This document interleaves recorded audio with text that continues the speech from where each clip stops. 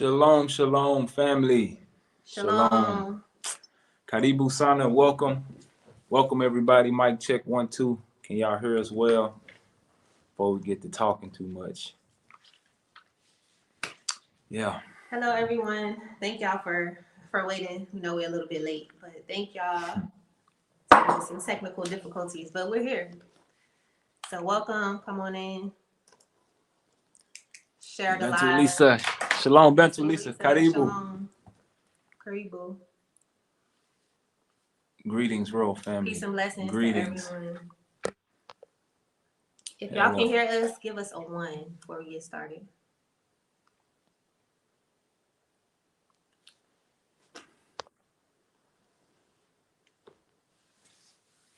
Samson Strong. Shalom, brother. Can y'all hear us? 1. If y'all can hear, okay. There we go. We got a 1. Okay, right, good, great. Good. Yeah, shalom, brother. Shalom, Mr. Reed, ENT. Karibu Sana, you guys. Want to let a few more people? No. Okay. So, well, yeah, guys. Welcome again to another live stream. You guys saw the title and saw the guest that we had in place for today. So today we want to talk about why are the ops or the opposition here in Africa? We've all been on a different journey. We've been on the same journey, it seemed like, but in different places. But it's been the same, and we've been having so many different, so many experiences and encounters with different individuals and different beings.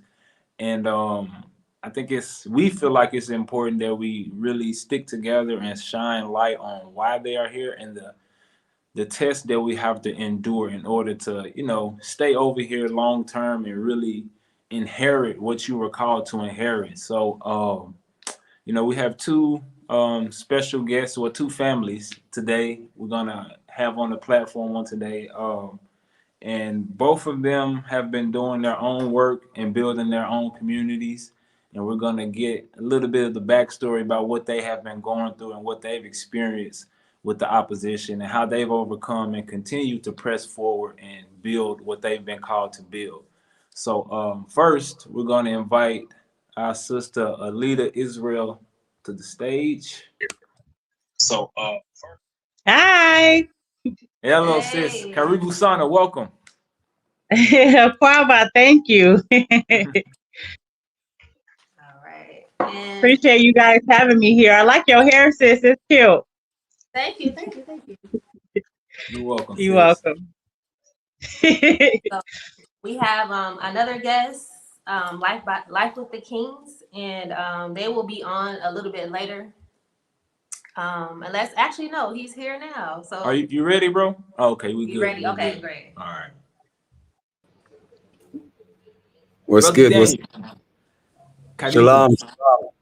Shalom. Brother, welcome. How are you? We doing good. We can't complain. How you doing, man?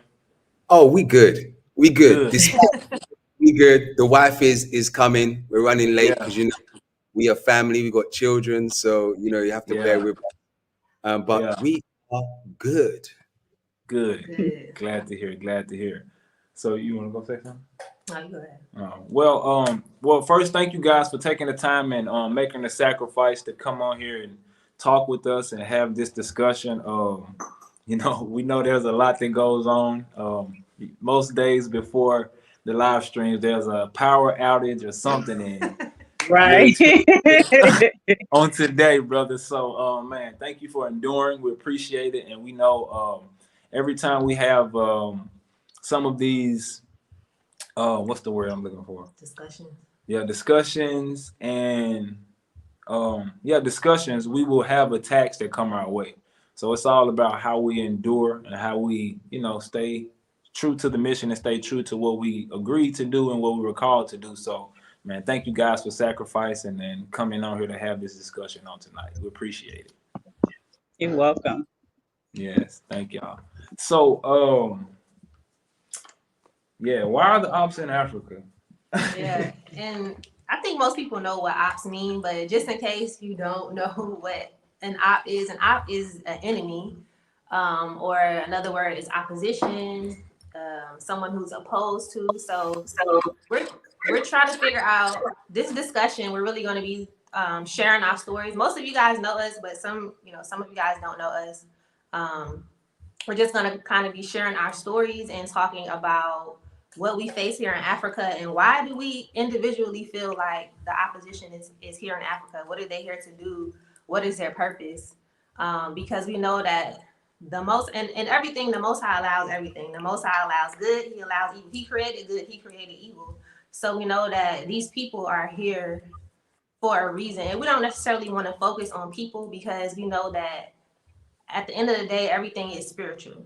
Yeah. So you always have to look at the spiritual reasons behind why a person is doing something, why a group of people are doing something, why certain things are being allowed to happen. You always have to go back to the spiritual side of things.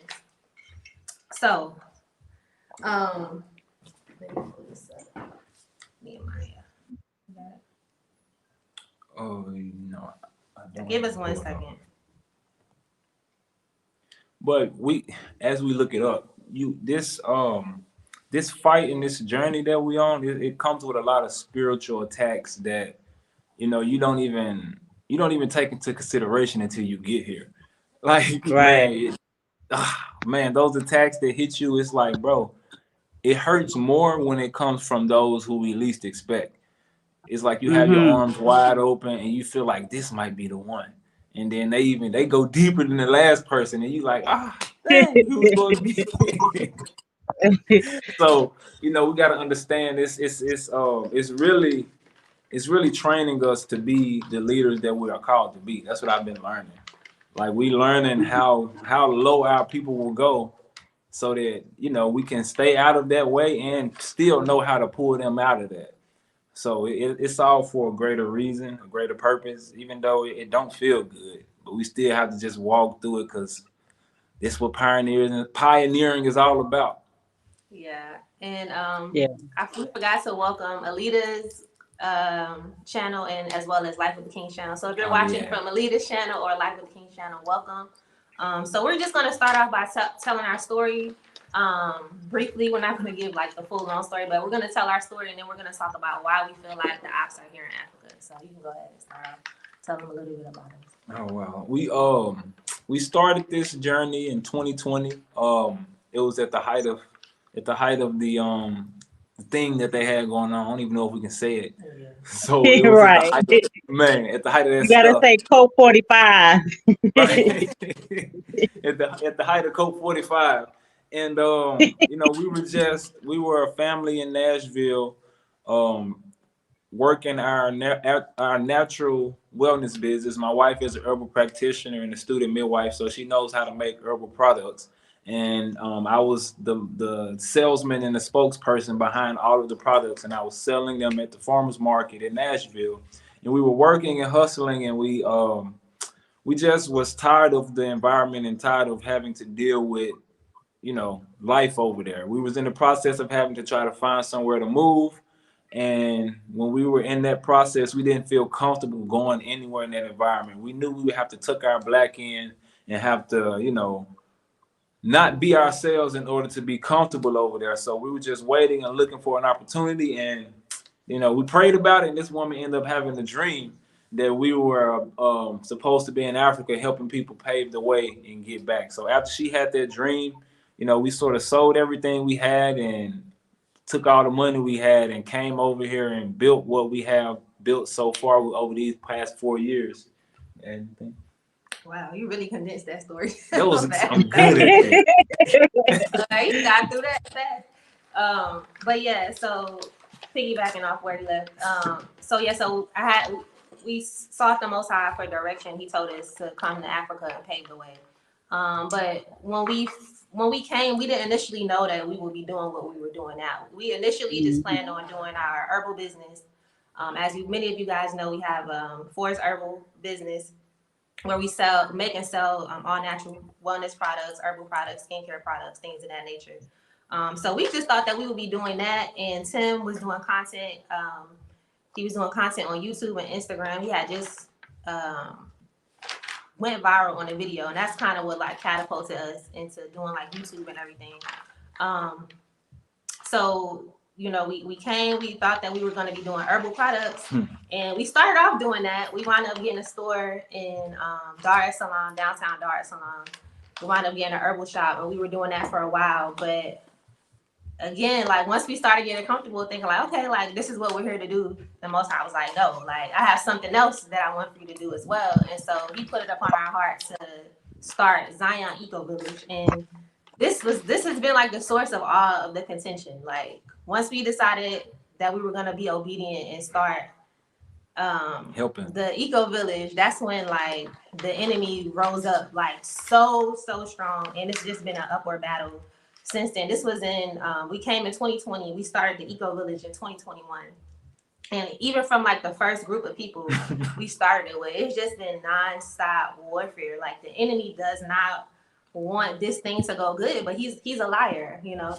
And so period. So, you know, we the warfare started in 2021, and I'll let you jump in. Yeah, the warfare started in 2021. We realized that, you know, we were up against some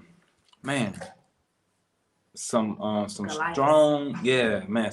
spiritual forces and some strong demons. Honestly, it's some things that's within our people that's sickening. And you know, I didn't know. We were very naive at the beginning. We were very like, oh, kumbaya, we made it to Africa, everybody come in, we're together, shalom, shalom, let's eat. Man, I had people all in my house. I invited people that I didn't know. I'm talking about, man, it was man, we were so naive at the time. But like I said in the beginning, it taught us so much and prepared us to be better leaders. Like I hate what we experienced, like, but it still helped me to be better now. It helped me to be a better father, a better husband, a better leader. And now I understand like my role a lot better now. Like I understand how I'm supposed to operate as a husband in certain situations and as a father, and how I'm supposed to protect the home and move differently. But yeah, the warfare has been crazy, but I've found peace in it, believe it or not. Like it's like I know that it's a part of it. Like I'm 30. Like I can go through the warfare. I'm not like these people that's causing the contention and causing the mess. I'm not old and miserable like them. So I can go through it and learn and be like, okay, well, I'm not gonna act like you. I'm gonna just let this slide off and keep pushing. So I understand it's a spiritual battle, and now I just find the peace in just like, okay, this is what I'm supposed to be going through, and it's gonna help me every time I go through something. It helped me with a nice piece of content to be able to put it out to the world, and it helps more people. And the warfare has really been sharpening and strengthening. I don't even run from it anymore. I run to it now. I can smell it and I see it. And when I see those people, when I see those spirits come out of people, when I meet them, I know how to deal with them and act now. So it all works for the good. Yeah, and I just want to kind of go into a story a little bit. I know many of you guys know the story of Nehemiah. Nehemiah was commissioned by the Most High to go and rebuild the walls of Jerusalem after they had been destroyed. And he also was given permission by the king at that time as well to go ahead and rebuild the walls. And I just want to read a little bit of Nehemiah, not too much. So I'm gonna read Nehemiah 4, and starting with verse 6. And it says, so built we the wall, and all the wall was joined together unto the hall thereof, for the people had a mind to work.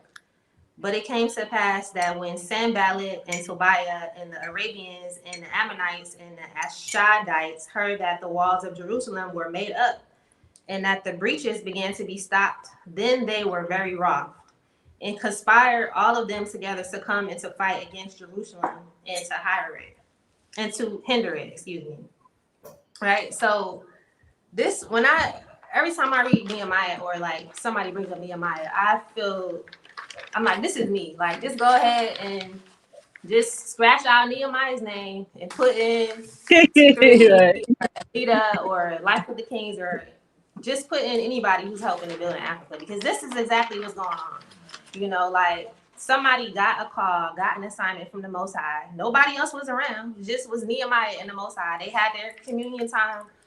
He told him this is what you want. This is what he wanted him to do. There was also an earthly confirmation as well with the king. Many of us have had earthly confirmations just with different people we've come into contact with that, yes, this is it. In fact, what the Most High has commissioned you to do. And due to jealousy, this is what it is, just pure jealousy. People decided that they were going to go and hinder these people to the point where it got so bad to the point where they had to walk around with swords. Like they had to have a brick in one hand and a sword in the other hand. Why are they trying to lay bricks and work? They have to fight people on the wall. Because they were sent ahead to do a great work for the Most High. And so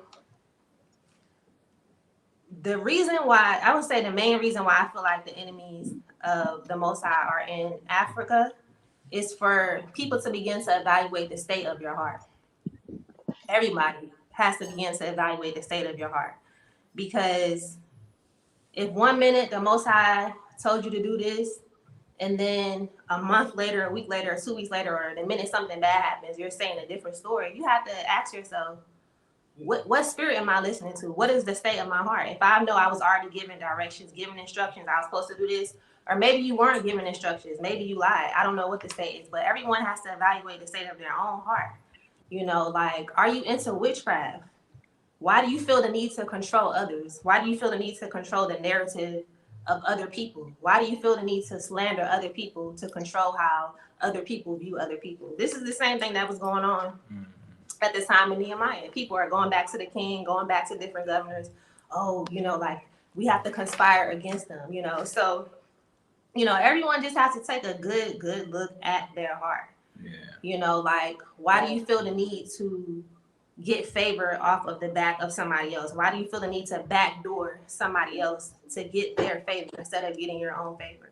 Yeah. You know, it's just time for people to just look at the state of their own heart. Everyone has to do like a deep dive into their own hearts. We had to do the same thing, like before we came here, even while we're here, throughout this whole entire pruning process, we had to consistently evaluate the state of our heart. Are we going to let a root of bitterness spring up in us because of the nonsense and the foolishness of people trying to stop somebody from building? It's going to be built at the end of the day. You're just wasting your own time and signing yourself up for destruction. Yeah, you know, so you and Nehemiah's heart was tested too. Am I going to still follow what the Most High told me to do, or am I going to get hindered or feel discouraged because it's people down there with swords trying to kill me because I'm doing what the Most High told me to do? So I'll let you jump in. Yeah, and briefly, just the reality of literally having to fight with one hand and build at the same time. Like we literally we will go to our farm and try to get some work done. And literally the enemy they will be in the community acting crazy, trying to causing friction, not even trying to, causing friction. Going to the local government while we're trying to build, and now we have to get called to the local government to deal with pettiness. Wow. And the local government, like they like, hold on. I thought you guys were adults. Like, what is this? They're looking at them in a bad way. Like, what is going on? It's literally like they're like she said, they're marking themselves. So long as we continue to focus, long as we have to get down and swing the sword. Like unfortunately, we have to turn around and swing it sometime, and put the brick on the wall and get down and fight. So as we get down and fight, we let them know to stop playing, and we still have to get back to work and still keep making the progress. Like this time that we are in this season, we have the strength and we have the understanding. So we still have to step down and stand boldly. At first, we were like, nah, we don't have to say anything. We can let it slide by. But we learned that sometimes it's okay to be modest, but when someone is trying to come and take your territory, you have to roar like a lion and let them know to stop playing. And once you get down and fight and stand up for yourself, they soon back away. They may still try and do small things on these platforms, on their small platforms, but at the end of the day, they end up wasting their time and wasting away. Kadibu Sana, sis, welcome. Yeah. Hi. I've been listening, so just please, just continue. So yeah, I don't want to interrupt. Yeah, and going back to what he was saying about how we're now to the point where we're in the open war now. You know, like now we're at war. Our enemies have made no small qualm, have not made it. They have made it's very clear that our enemies are at war with us. They're out and about. They're active. They're on YouTube. They're running around different countries of Africa. They're making enemies of everyone. They're making a menace of themselves. They're putting a bad face for African and Black Americans out on the continent. You know, for the individuals, especially like the governmental entities that have had to deal with them, they're giving themselves a bad name. Yeah. You know, so there's a scripture in Nehemiah, because like I said, we're in the open warfare, and I'm not saying that we're going to go and physically fight people, but we have to fight these people, contend with these people in the spiritual realm, if not anything else. And do you have the scripture? Nehemiah? Yeah. No. Now give me 1 second. Mm-hmm.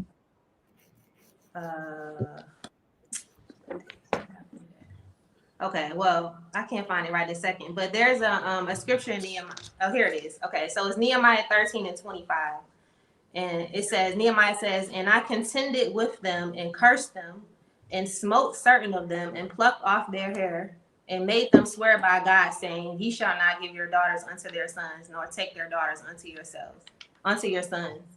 So, you know, it gets to a point in time where you have to get on the offense now, you know, and I think that this is what we're doing with these different panel discussions and lives and everything, and the different conversations we're having with people is just kind of drawing a light on the opposition and the enemies of Yah that are here in Africa, what their tactics are, what they're up to, and ultimately what their purpose is and how we should deal with them. Yeah. And we have to stand strong and continue to call them out. As we continue to call them out, it's like we're literally purging our community. Mm-hmm. As we continue to shine light on what they're doing and we continue to like hold them accountable, like they're gonna slowly die off and stop acting stupid. So we have to do the uncomfortable thing and continue to shine the light and expose the wickedness that people are coming with, because it's sickening. So anything you want to say? No, we can move on to the next guest. Yeah, the next guest. So next up we have Alita. And Alita, if you just want to share your story of you know, how you got to Africa and why do you feel like the Opps or the enemies are in Africa? First of all, let me just say this title is very, very empowering. It's like so much I want to say, and I already talked so much, so I have to find a way to condense all that I want to say. So I guess I'll tell a little about my story for you guys' channel. But I also, what you say? I said, take your time, sis. Thank you, sis. I moved here also in 2020. So October 2nd, next month will make 4 years in Ghana for me. I basically just came here because I was just done with America. I couldn't see a way forward. And so I had to find out, like, you know what I'm saying, it has to be more to life. At the time, I had been told by the Most High, well, I don't like to say been told, but I had been led by the Most High to not model. I had to sit down, my heels, my lipstick. I had to put down my little dresses and all that good stuff. And the Most High was, you know, pushing me into this natural, you know, lane. And he didn't want me, I don't know, in the wicked industry. So he basically made me stop modeling. He also made me denounce my membership as a member of Delta Sigma Theta. And so he was just had me doing all these outlandish things. And I was like, you know, what's wrong with being a Delta? Like, what's the problem? Or, you know, why can't I model? I don't do anything that's like wrong. I'm just like entertaining. It's just beauty. And I'm just coming up with all these excuses. And the Most High, like, I'm not in it. I'm not in it. But I'm not in it. But I'm not in it. So I finally listened, laid everything down. And then I was just a little irritated because it's like, what now? And that's what I had did with my life for 15 years, you know. And so I'm like, I don't know what to do. How would I make money? And so a lot of people know my story where I then went to Walmart just to kind of clear my brain, just to be regular and to have something to do. I was a little bored, and they were advertising that they were looking for people to come work for the holidays. They was paying a crazy amount for just a season. So I went, end up becoming a customer service manager. And then in that, I was so normal. I loved it. I'm ringing people up and fixing problems. And I just had my peace. And I think because of that state I was in, the Most High was able to get to me that Ghana was the next step. And so fast forward, I obeyed him. I gave up everything I knew and loved, every person, every object, every idea, every vision, every plan for myself. I gave it all up. And I moved to a place that I had been once before, but I knew nothing about. I had no family. I had no resources. I had nothing there. So I thought, like, if you're going to have me do this by myself, like, you're going to have to really, really deal with me. And so you're going to have to, like, lead me. And that's exactly what he did. From one step to the next step to the next, I just kept getting more and more clarity. And here I am 4 years later in Ghana, and it has not been easy. Ghana itself is just not an easy country. You know, it's just a lot of difficulties here. It's a lot of things that I can't even explain. It would take for you to be on the ground and to live here to truly understand like how difficult Ghana can truly be. But for me, like my brother was saying, he gave me my peace. Like for the first time in life, I kind of knew what it meant to be still, to be quiet, and to enjoy my quietness, and to enjoy no limelight, but yet a limelight. Like I don't know how that sounds, but he started like to change how my limelight looked.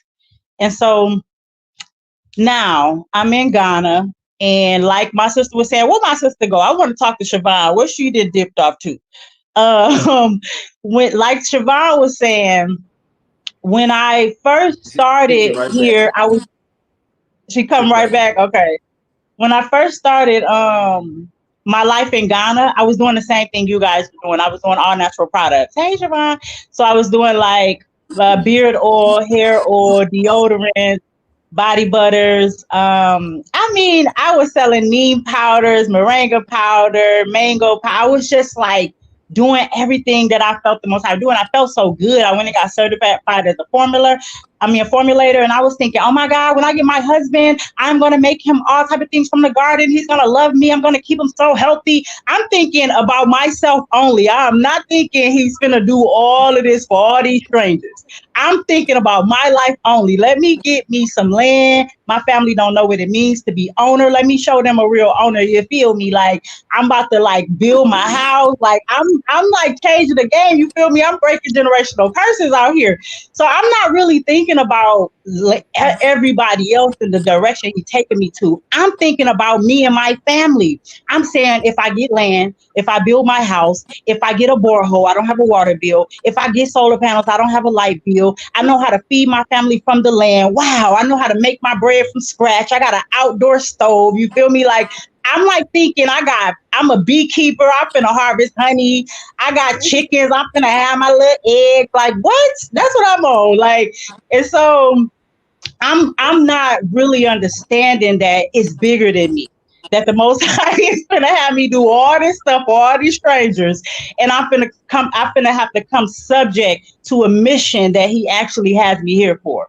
So long story short, I did start to gather my things together and get everything in order for me and my family. Unbeknownst to me, people were watching and people were being inspired. Like, wow, you own land? How much did that cost? What did you have to do to get that? Oh my God, you put a fence wall up? How, where you get they just started asking me questions. And so, long story short, I came up, well, I need to stop saying long story short, because it's not going to be a long story short. This is going to be a long story. But I had to literally come together and decide, like, okay, let me put this in a plan. So I started selling land to people. Now, I still don't know the Most High finna have me build a communities and do all this type of stuff. I'm now still thinking about myself. I'm now saying, oh, this is a way for me to make money. Okay, I'm still thinking about me. So I'm like making products or whatever. And then like my sis was saying, when I was making products, I'm selling all over Ghana. I'm shipping to America. I'm shipping to South. I'm doing like all these little things. I'm thinking, oh, this cool. Like, wow, I'm in my laboratory making products. I don't clock in for nobody. I don't gotta answer to nobody. I don't gotta care about none of that. And it's all natural. Like I'm feeling great. Nobody was bothering me. Everybody was supporting me. Sis, I love your deodorant. Oh my God, sis, I love your mango butter. I didn't even know they had a thing called mango butter. Like, I'm getting so much love. People like she came to Ghana, made her own all natural product line. It's just amazing, right? I'm like, oh, they love me. All right. So then Alita sells 20 plots of land, or she sells land to 20 people. Okay. Then she sold land to 50 people, child. Then 200 plots went to 250 plots. And it's like, she getting rich. Oh my God, stop her. Like it was like people started going crazy. Like, why is she doing so well in Africa? We need to take her down. Now, mind you, this is not Ghanaians. These are Americans that are starting to say, her house is so big, but why isn't her client's houses coming up? Why do I just see a bunch of fence walls coming up? Why is she charging this much for the land when I can go there and get it this much for myself? Like all of these questions, like entertain, like just literally trying to demine my character, just trying to bring down my spirit.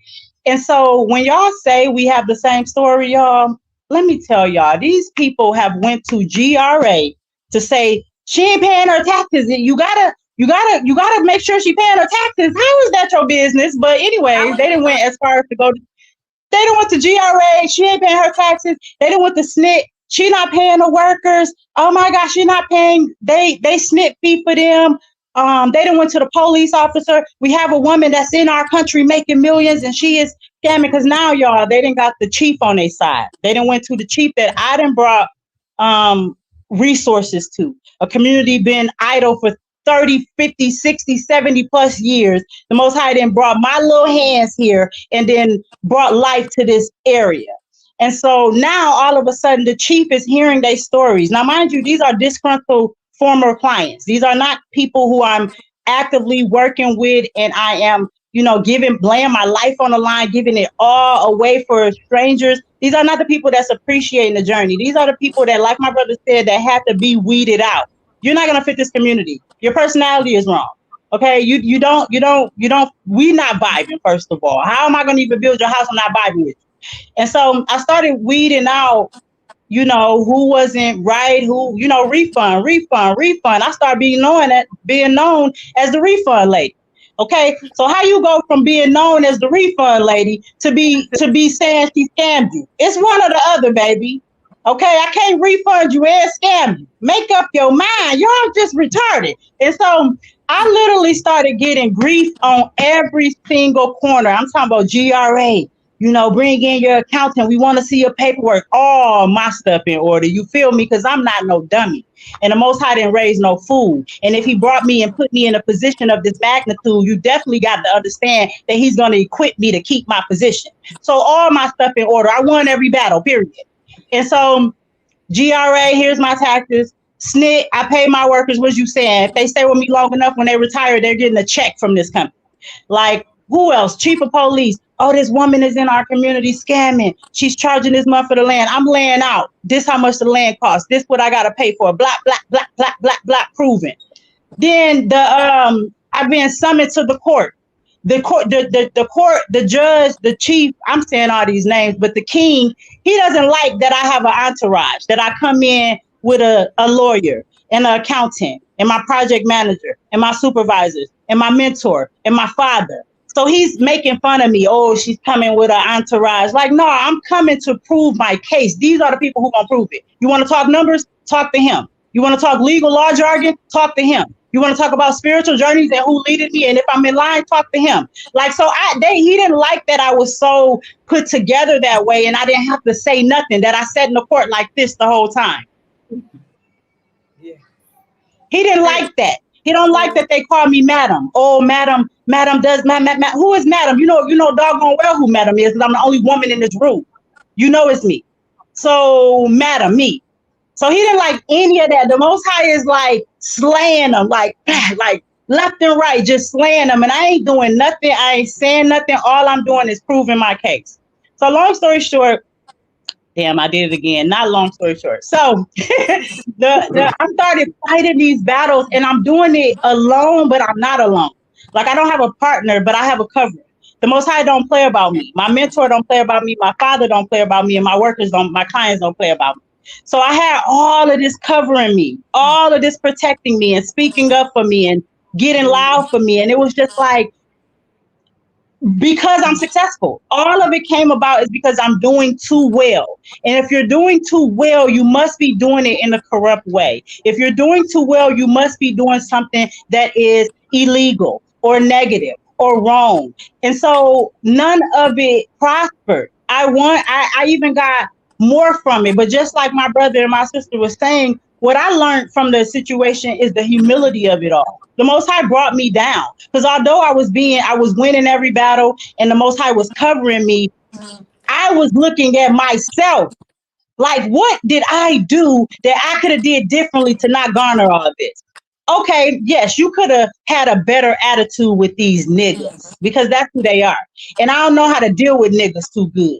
So yeah, you could have operated in the fruits of the spirit a little better, so you didn't give niggas the opportunity to bring you that low. I could have operated that way, yes. And so I'm doing better now. Now I know how to deal with niggas, just like my brother said. Now when they come, I know how to deal with you, because you can't touch me. So I'm going to smile at you with my little pretty smile, and I'm going to say, how can I help you? And if I can't help you, I'm going to send you to my father.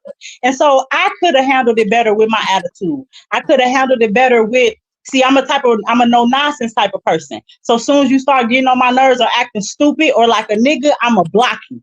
You ain't gonna get too much out of me. I ain't going back and forth. Like, I got too much to do. While y'all over there dealing with, not y'all, but our viewers and clients and people that want us to help us, they got to deal with like their family and whatever it takes to move, blah, blah, blah, blah. I got 70 families that I have to oversee and help. I got 70 plus workers that I'm helping to feed their family every day. I got to take care of my father, whom I decided to retire and bring to Ghana. Now he's my responsibility. Not to mention, I have my own morning and night routine that I have to be consistent with, so the Most High can make sure I'm safe. And so the things y'all dealing with, what we dealing with is like 100 times magnified. And y'all not understanding that. Y'all just want us to give. And at no point do you stop to say thank you. Oh, my brother, I couldn't have did this without y'all. Or this channel inspired me to move there. No, y'all get here and want our place. Y'all get here and want to take what we giving you. Y'all get here and want to say, oh, I can do it better. Watch me do it. And guess what? You flop because that you haven't seeked the Most High on being on that journey.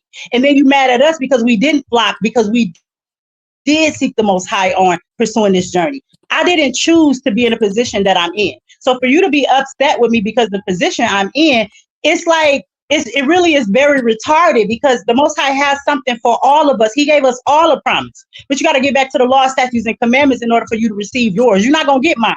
I'm going to keep getting mine.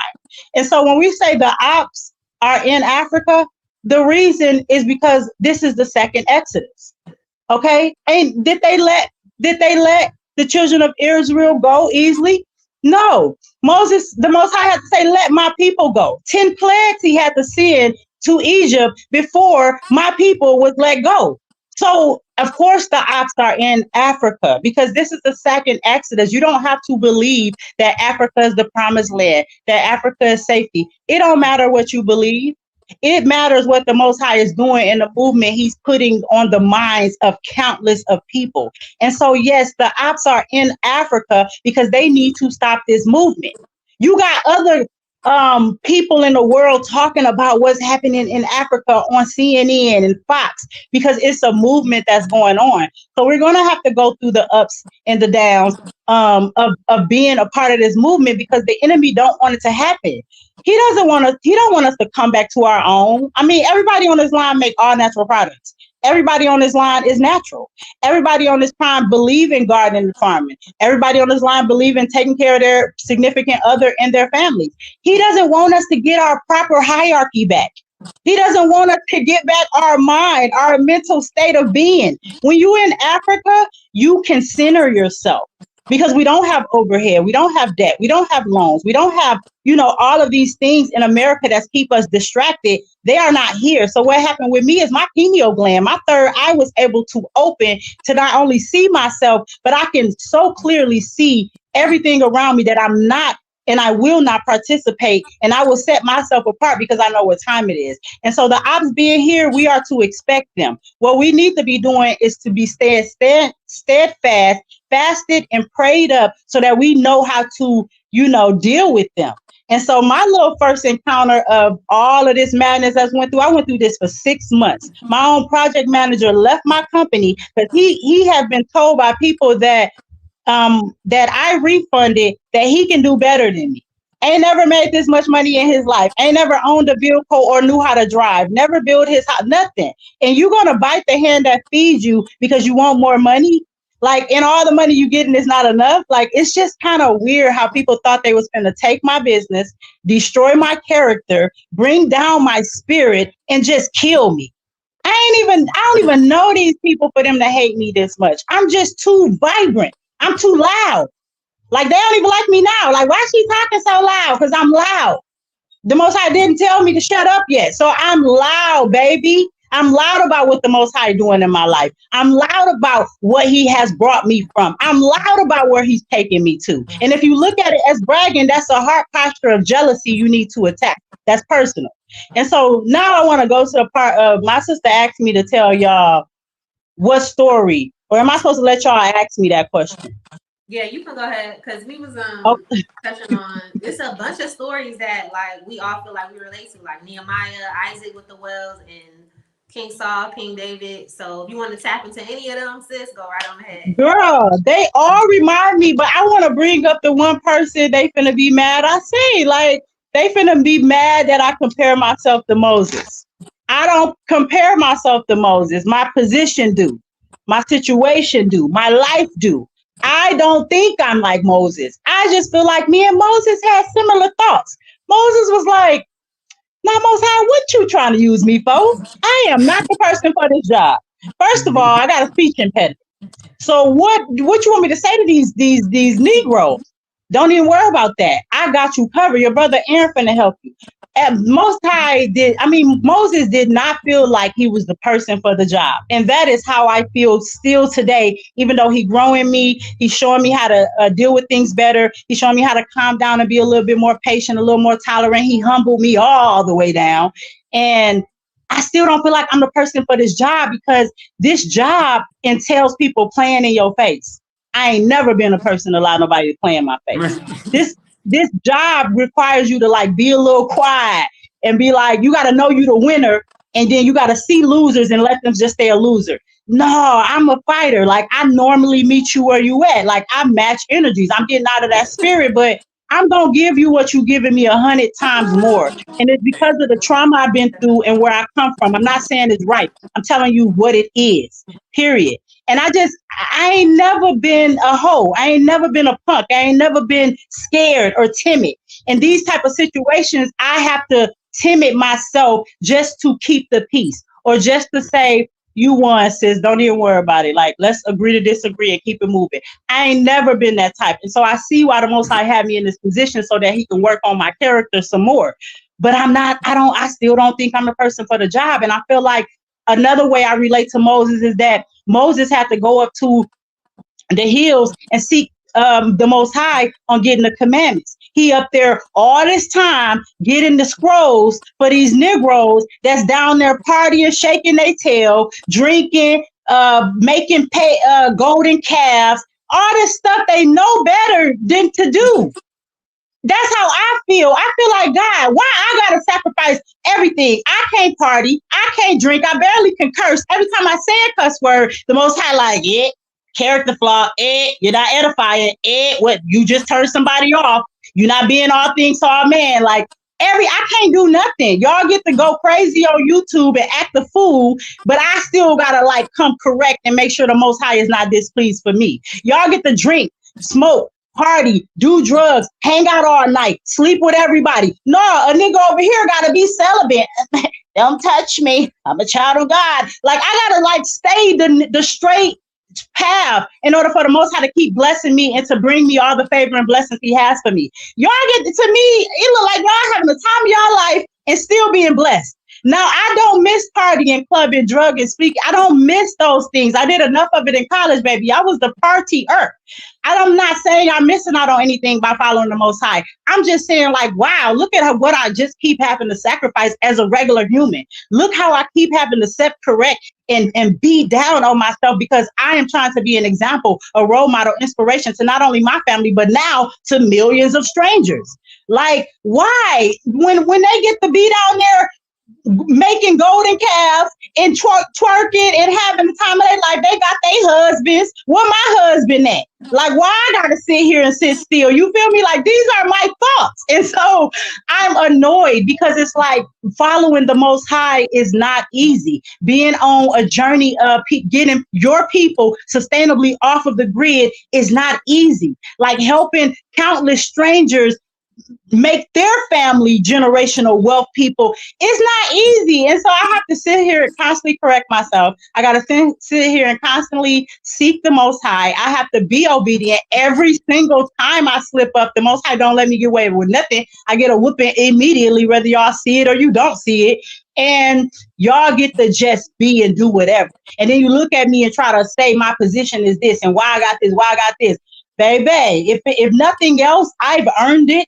I'm keeping it, and I see what the Most High is doing, and I'm just going to put myself in a position for Him to just keep using me. So, Moses, I feel you. The only thing is, I'm not going to let you niggas make me miss the promised land, okay? I'm going to fix myself, and I'm going to learn how to answer y'all when y'all talk crazy to me. I'm going to learn how to stop cussing when you cussing at me, because that's how he missed the promised land. Like, it's like, dude, and then I still gonna meet Moses one day and I'm gonna hug him out, never letting him go either. I'm gonna say, brother, thank you, thank you, thank you, thank you. He gonna say, come get this, sister. Like, cause I'm not letting him go. Like, my brother didn't miss the kingdom, but he missed the promised land for us niggas. And so, yeah, my own people, y'all own people. And I appreciate y'all that's on this call, because not only do y'all show me righteous marriages, but y'all also show me like that I'm not in this trench alone with building these communities and helping our people come home and doing all that we doing. You know, we vent to each other. We got a whole sisterhood. And unbeknownst to everyone on this call right now, this is the last thing I'm gonna say. Unbeknownst to everybody on this call, we have a podcast. That's what we've been doing. The Most High been like, you know what? I'm about to start working through these 3 real quick. And so every other week we're live on one of our channels. We just got to give it a name. This is our podcast. How y'all doing? Welcome. Everybody's welcome to our podcast. Like, and so I see what the Most High doing with us, and we don't got to say, he just kind of do it and move. And the more obedient we are, the more he keep opening doors and, you know, doing for us. So that's my spiel on it, y'all. Thank you, Alita. That was amazing. That was raw. That was real. I appreciate the realness, because that's one thing we have to learn as a people is how to be real again. A lot of these people are fake.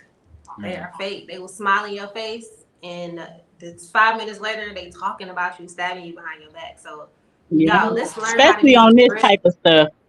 Right. Let's learn how to be real again. If you have a problem with somebody, go to them directly. You don't have to go on YouTube. That's not the way of the children of the Most High. If you have a problem with somebody, go to them directly. You don't have to go to court. That's also not the way of the Most High. The scriptures say, do not take your brother and sister to the court. It says to work things out amongst yourselves. So we have to get back to dealing righteously with each other. We can't call each other children of the Most High and say that we're striving for the kingdom, and we still can't get these basic matters handled. Why do we not know how to talk to each other? Why can't we talk to each other directly? Why do people have to jump and run on YouTube every single time?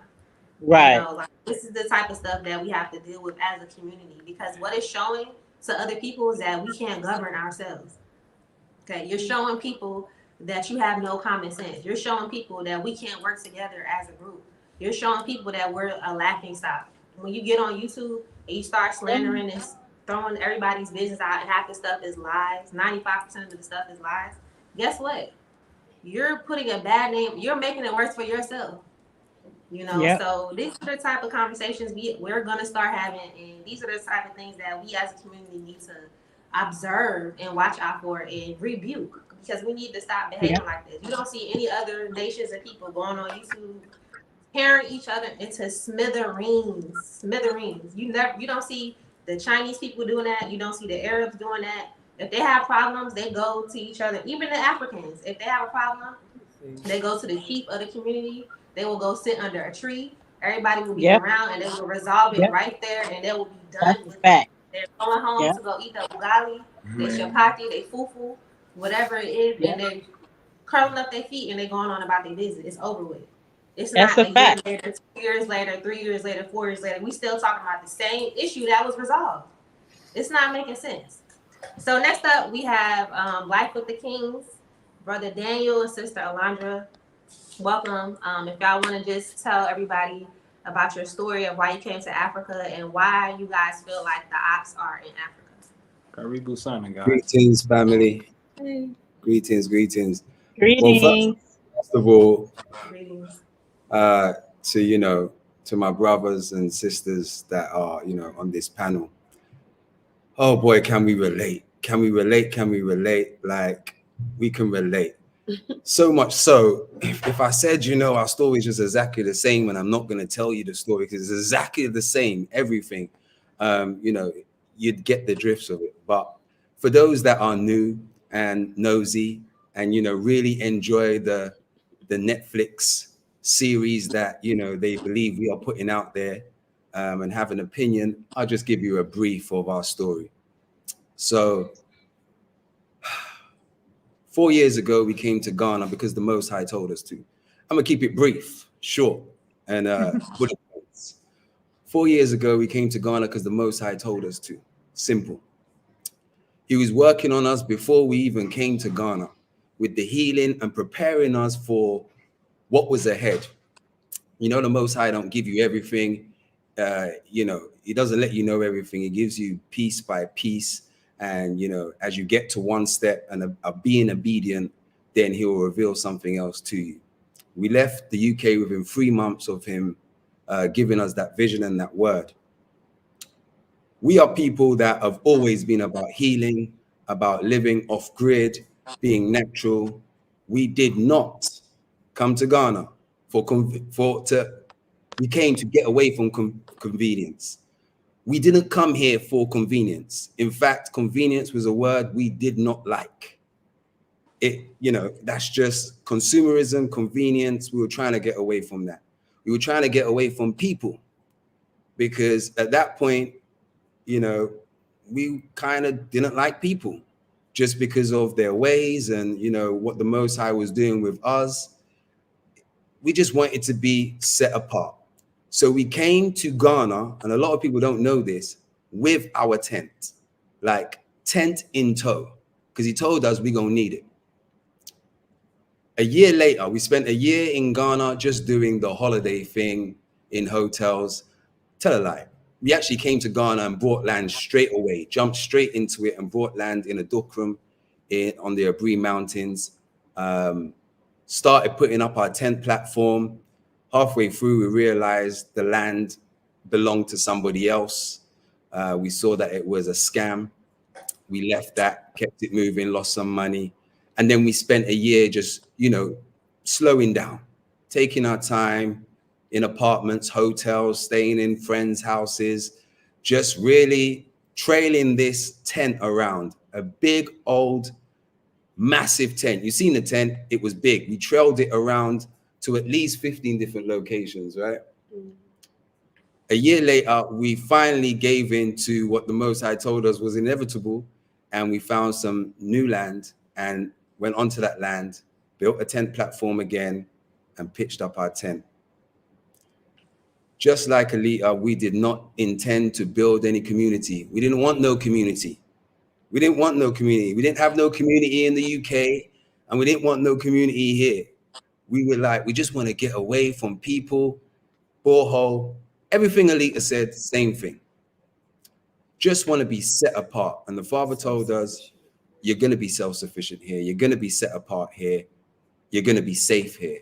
So that's what we did. We just started living in our tent, best times of our life. Some people believe that we were forced into that situation and we went there because we were broke, but we wasn't broke. We had a 5-figure, or was it 6? 5-figure company.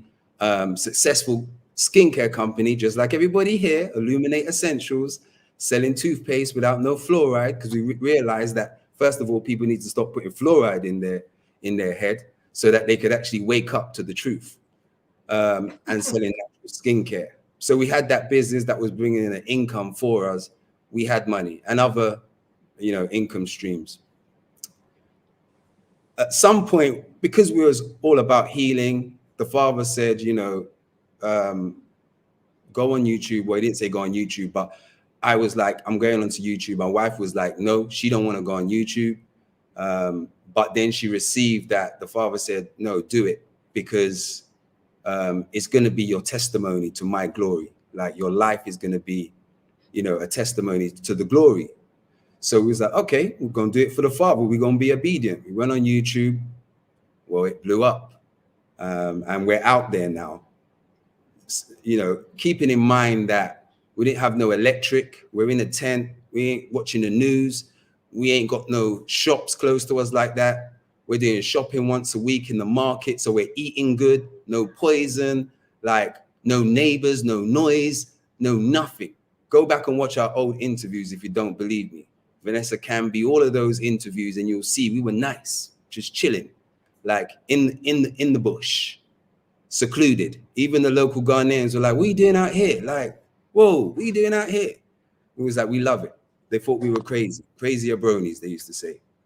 Anyway, we put ourselves out on YouTube, and it started to grow. And then, we started doing lives every weekend, and the people came in smiling. And, I'm only talking about a few, because there's only a few of the Opps. Yeah. Generally, mostly it's decent, nice, loving people.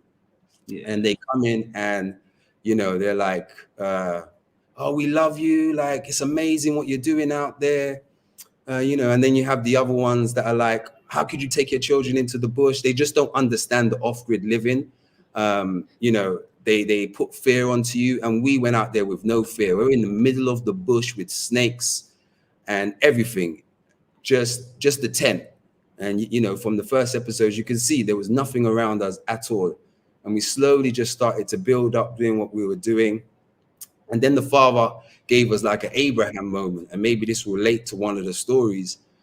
We had an Abraham moment where he was like, sell your company. And we were like, that don't make no sense. Like, my wife is more obedient than me. So she's like, yeah, sell the company. The Father said, and I'm like, baby, it don't make sense. So imagine I'm saying what the Father's saying don't make sense. And she's saying, sell the company, because the Father said, sell the company. And as a man, I'm the provider and the protector. So I'm like, this is our main stream of income. It's doing so well. It's growing. It just doesn't make sense. Anyway, a few months later, we decided to sell the company. I decided I'm going to be obedient, and I sold the company. And we used that money to begin our house. We also decided that because we were, people, well, I was kind of a people pleaser back then. And, I just loved hosting people and entertaining people and wanting to help people heal. The Father told me, you're going to help your people. You're going to help lead your people to freedom. That was the words. You're going to help lead your people to freedom. I didn't know how, but then the opportunity came up on YouTube where people were contacting us and saying, we want to buy land. We want to live like you. We never portray the lifestyle of, it's easy out here in the bush. Like, we just thought people would they wanted what they saw. So they were like, we want land. We want to come and live like you. And now when I look back, I think that's weird. People want to be close to you. Right. I thought that's just a bit weird. But I thought, in the name of community, I know community is hard for our melanated people, but we're trying to break the mold, break generational curses, and also be obedient to the Father. And I'm believing it's the second Exodus. So we out here in the wilderness, it's a rites of passage we're going through and a healing journey that we're going through. So we said, let's provide that for our people. Let's build guest houses along with our home and, just try and heal people and build this community. We had a few people, we we started to build a community online, speaking to a few people, had a few people come out and, you know, say, yeah, they're going to come out and stay on our land or stay close by. Come to realize that, you know, when they come out, we just didn't gel. Like, it just didn't work. You know, especially with everybody's trauma and, you know, ours included, like everybody's trauma, there was just a clash, and building the community just wasn't as easy to accomplish as we thought, especially not in that close knit, like in our home. Do you know what I mean? On our land. So a few months later, we sold some land around the area because people were saying they wanted to live around us. We want to be close to you. It's kind of fanatic, to be fair. But then we decided to build the community. The father had already given me a vision of 250 acres, Yehuda village. I saw that land. It was exactly how he gave me the vision, with a river coming through it, split, one land on one side, 25 acres on the other side. We built that community. And, you know, in our early videos, we have been very consistent and adamant that I ain't talking to the Gentiles. I'm not talking to the non-believers. We are talking to the children of the Most High. We are talking to the tribes. We are talking to Judah. Like, reach out to us if you want to come out here and build a community. Cut a long story short, because I'm going to shorten it. People were reaching out to us, you know, in disguise. So claiming that, you know, all praises to the Most High, all praises to the Most High, all praises to the Most High. Do you know what I mean? And realizing that actually they're not really about the Most High, they just really want land. And that's cool. I saw it. Do you know what I mean? I thought, okay, cool. And some of them got weeded out of Yehuda. So I decided to create another village that wasn't faith-based and called it Ruby Village. So that was for, I didn't want to exclude anybody because I understand people are on their journey to the truth. I know where I was 5 or 6 years ago. I was raised as a Rasta. So I know it takes time to get to that level. So we created another community for those people. And, well, let me fast forward.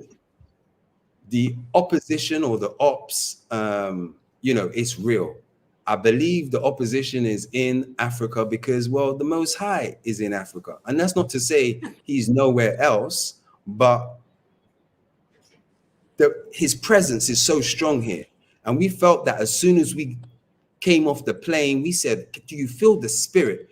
And it's a spirit that is correcting. It's a spirit that will hold you accountable. It's a spirit that will make you face yourself. Come on. Not everybody is ready to face themselves. Not everybody is ready for the solution. They say they want the solution, but when they're faced with the solution and you're the one to put the solution in front of them, then you become the enemy. And we realized that this life, love yourself for eternity, this retreat of, you know, of healing, of a transition, the rites of passage that we wanted to build, it wasn't going to work. We were getting too close with people and it was too intimate. So we decided that, you know, we don't want to work where we live like that, and we'll build a community elsewhere. People are attracted to the light.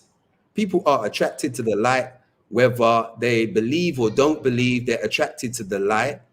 People are living their lives through, you know, you over the internet, because a lot of people would love to live off grid, would love to, you know, grow their own food, would love to be secluded, but they're too afraid to do it. Fear won't allow them to do it. Me and my wife and my family, we have no fear when it comes to those things, and we never have, not even to this day.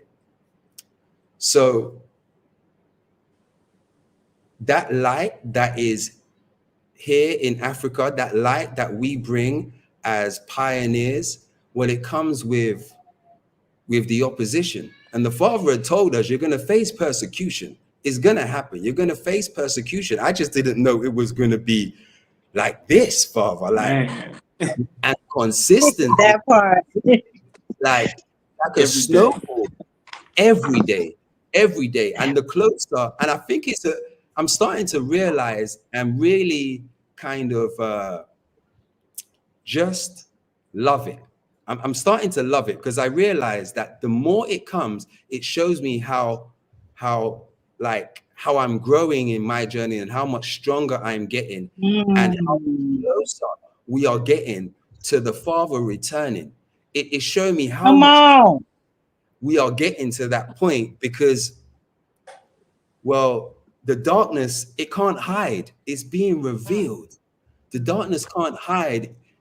They can't help themselves. They have to snitch. They're snitching on themselves. Yeah. So, and we are the ones that are making them do it. We're making them show their ass. Like, Come on. I've heard people say that this is the year of truth, like 2024. No, this is the year of judgment. People don't even realize that they're in judgment right now. Right now, they are in judgment. And I feel sorry for them. I forgive them, but I feel sorry for them. They make these accusations. They bring down their brothers and sisters. They revel in their trauma, in their, in their just resisting healing. Like they rebel. They're so comfortable in the lawlessness. Yeah. And I realize that people have this feeling towards us. It's not personal. They just don't like the light in us. They don't like the Father in us. They don't like the fact that we say all praises to the Father, all praises to the Most High. They don't like that every episode we put out is about the Father. It's about giving glory to Him, because they don't. Simply because they don't, or they're not repenting. They're too weak to change their comfortable life. They're too weak to stop to stop sinning. Too weak to stop sinning. And when they see people like us, we're very truthful people. If you know me, if you know my wife, from the UK to Jamaica to Ghana, we are very truthful people. And we've seen people disappear from us, like family, friends, strangers. We see them disappear and run away. Do you know why? Because when they come to us, we hold the mirror up in front of them. We hold the mirror up in front of ourselves. And it's an ugly thing to see yourself, to see your trauma. Not only that, it's so ugly when somebody else is putting it in front of you. When somebody else is showing you, you get offended. You get offended if I call you up on the stuff that you know is wrong. If I tell you that you should be keeping your Sabbath, brother, you shouldn't be eating pork, sister. You really shouldn't be smoking all those cigarettes and drinking, not because I think I'm better than you, but because I know we're in judgment and I love you. I'm telling you out of love. I'm telling you out of love. And I just think people are not ready. Not everybody. Don't, if the cap fits, wear it. I always tell you, if the cap fits, wear it. Not everybody. But there are certain people are not ready for the truth. They're not ready for the wilderness period. This is not come to Africa and, like we're just going to move country and build a house and all of this stuff. Cool. Yeah. If that's what you want to do, go do that over here. What we have been promoting from the beginning is come to Africa, get out of Babylon and begin your rites of passage and your healing. Get closer to the Most High. Go through your wilderness period. Get closer to the Father. Correct yourself. Cleanse yourself. Purify. Go through the purification of fire. Come back into the covenant. Come back into the covenant. And because we are like this, they say, oh, you lot are a cult. Who? Just me and my wife. Just me and my wife is a cult. And my children. Come on, please. Come on. Folks ignorant, man. They say anything, bro. I swear, just me and the Bible, and they like it's a cult. Oh, it's just me and the Bible. Like, it's like, and it's only because you're holding them accountable. It's because you are you're showing them themselves, and they're unwilling to see themselves. You know why? Because they're ugly. They're ugly. period. It's ugly. And we never claim to be, holier than thou. Never. You go back and you watch our episodes where we are vulnerable and confessing our sins, confessing our wrongs, whether it's our parents, whether it's our children, whether it's with our relationship, whether it's with, whatever it is, we confess and have been doing that consistency. But you get these people who think that it's Love Island or Kardashians, and they just watch us on. Come and watch a few what do you call it, episodes, and then they're just like, you can see I'm passionate tonight. You can see I'm passionate. Oh, these people are taking it to another level. Imagine I was in the UK, or anybody, you're in the UK and you're in America and you want to sell your property. And then everybody's coming to, you're leaving the country, you're running away, because you want to sell your property for whatever reason. And they want to know why. We demand to know the truth, why you're selling your property. You demand to know what? My business? What else you demand to know? It's just too much. It's too much. Mad. The pullback, they don't like that either. So when you remove yourself, when you take back, when you're not so intimate, when you're not so friendly, they don't like that either. They don't like that either. Now you're running away, and you've abandoned them. You've abandoned them. Someone said that we're their ambassador. No, I'm not. Someone told me I'm their father. Big grown man said, you're my father. You encouraged me to come here. I said, bro, I'm not your father. They got it completely twisted. But I realized that even grown people have children tendencies. We have these childhood traumas, and some of us are still immature. Like, I'm 44 years old. I'm not going to call my wife's age out, but she's a grown woman. We are grown out here. We are not children. We have been doing this with integrity, and will continue to do it with integrity. But we are not punks, like Alita said. We are warriors of the Most High. I'm out here doing my Father's work. If you have a problem, take it to my Father. If you ain't getting an answer, maybe you're speaking to the wrong Father, because we don't all share the same Father. We do not all share the same Father. My Father's the creator of all, but some of you are sub. You like are sub from, let me not even get into it, but hey, I'm done. Yeah, so good. I feel you. Yeah, Daniel, you was on fire tonight. And Alita too, all of y'all, everybody's got the fire on both sides tonight.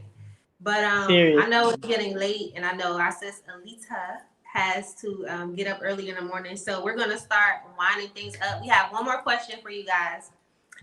So we've said all of that, and we've talked about why we feel like the Opps are in Africa. We told you guys a little bit about our story, but we don't want to leave you guys without a solution, because we're all about solutions. Like, end of the day, we can all see the problems. Well, hopefully all of us can see the problems, or even after this live, we'll start to identify what the problems are, who the problems are, who are the cancers within our communities.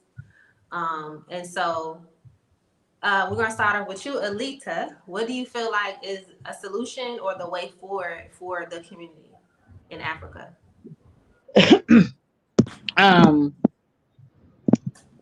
The solution, the way forward. For me, it's going to always revert back to Torah.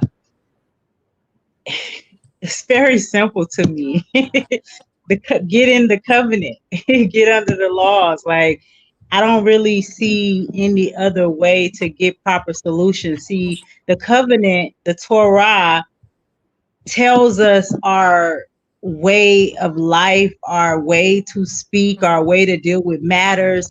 Like how you were saying, how we supposed to go to that brother when we have a problem. That's not an opinion. That's actually Torah. Like, and so for me, it's very simple. We have to get back to the covenant. That's where not only the solution is, but also the peace. That's also where your covering is. That's your safety net. Like, and so it's not a lot I can say when you ask what is Torah. It's the first 5 books of the Bible: Genesis, Exodus, Leviticus, Numbers, Deuteronomy. I feel as if every individual person, especially my people, well, mainly my people, because this is a history book, not a religious book. But for my people, when you get back to your natural ordinance, then we can garner more peace and tolerance for each other. And so I know how I'm supposed to act to you. You know how you're supposed to act to me. And then if we both don't act right, we know what we're supposed to do to get it back right. And so, like Siobhan was saying, other nations don't have this issue. And that's because they're in their covenant. They know their culture, they know their language, they know their land. They have a hierarchy. And so for us, like even with the Ghanaians, like she was saying, when they have an issue, they go to each other. And then if they skip the reins, like they try to go to the chief, he gonna send them back to their brother. If they try to skip the chief and go to the court, the judge gonna say, did you talk to the chief? Did you talk to the family elder? Did you talk to the head yet? Like he's gonna ask you these things to send you back the proper way.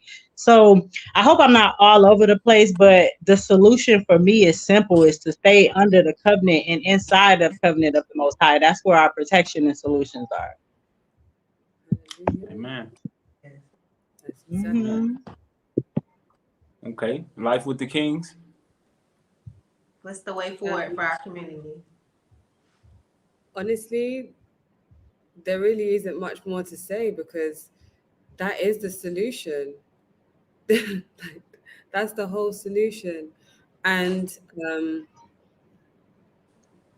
like the story of leaving, I don't know it off by heart, but basically, well, when we're called to leave the 100 for the one, and that has kind of reflected in our lives. There's been a lot of ones that have kind of like departed from our lives. And, I have been seeking the Father, like, Father, this one, they're gone. And Father, that one, now they're gone. And just, it's really hard to comprehend because I'm just like, there's no one left. Yeah. There's literally no one left. Every friend, every associate, every acquaintance, down to family members, like children, our children, there's just like no one left that isn't under the age of 18. So all the ones who are above the age of 18, they're just falling off. And so, yeah, I brought it to the Father. I was like, so Father, is this a case of we need to do more to try and bring them back Right. back to you? And honestly, I've received no. He's like, surrender it all. No, let go. Because being tethered, especially emotionally, for us, being tethered emotionally leaves an open doorway for the enemy to attack us via our hearts. True. That emotional connection that we build so quickly with people, like we are Right. just those people. Like we meet someone, one conversation on a what do you call it? Consultation, and we fall in love. Oh man, it's like we had a real problem. Like it was like, okay, Same here.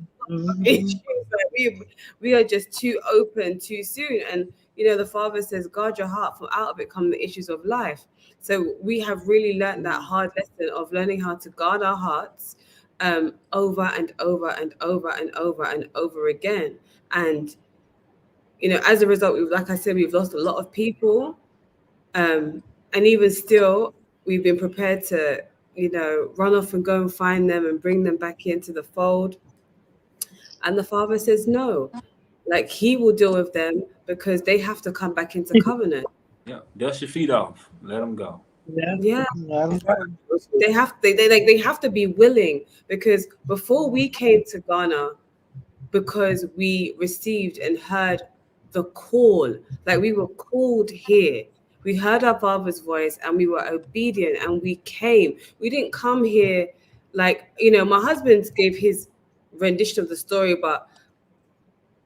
and it was very true, but obviously because he's trying to remember the whole story, there's a very key part that he forgot to mention, and that was the ultimate reason. Like, prior to even receiving the call, we prayed and we prayed and we begged and we cried and we were on our knees and we fasted and we prayed and we fasted and we prayed and we prayed and we cried and we fasted for the Father to heal us and to bring us home. We just wanted to come home because we knew where we were wasn't home. And I mean home within our hearts, home with our minds. We were suffering in every possible way, shape, and form. We were suffering where we were mentally, emotionally, physically, financially, even in our accommodation. Like, we were just suffering and we wanted to come home more than anything.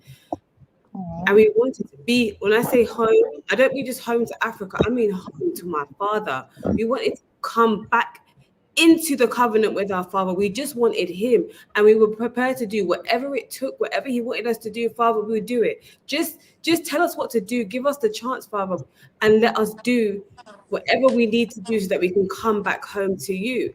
These people, they're not seeking the Father. They don't want him. They don't have a heart for him. They don't. They want what they want. They want the American dream that they failed to achieve in America. That's what they want. But they want to do it out here in Ghana because your money goes, the dollar goes further, the pound goes further. You want the house. You want the land. What is it, 40 acres and a mule? Your reparations. Get them in the countries that you're from. You want to try and achieve that over here, and they come here with the attitude that Africa owes them something. No, the Father has an inheritance for you, but you ain't getting no inheritance because you're disobedient. You're rebellious. You don't deserve an inheritance. It's not. You're not entitled to it. What have you done to receive it? What, just be a descendant of a slave? Well, that doesn't qualify you. Seek your heart, and it's only then that you will find him. You can't avoid this. There's nothing you can do to have what I have outside of seeking the Father with all your heart and being obedient to everything that he tells you to do. That's it. Period. I don't know how they don't get it. It's so simple. Like, because it ain't for everybody to get. They ain't called. Many are called, but few are chosen. They not gonna get it. Ain't for them. Yeah. And so that brings us back to when the Father was saying, like, don't run after them, like, let them go. It's because there's only a remnant. Period. And that's a hard pill to swallow, because we've been like, why us? Why me? And Father's like, well, why not? And there's still an opportunity for those of you who have yet to be obedient to repent.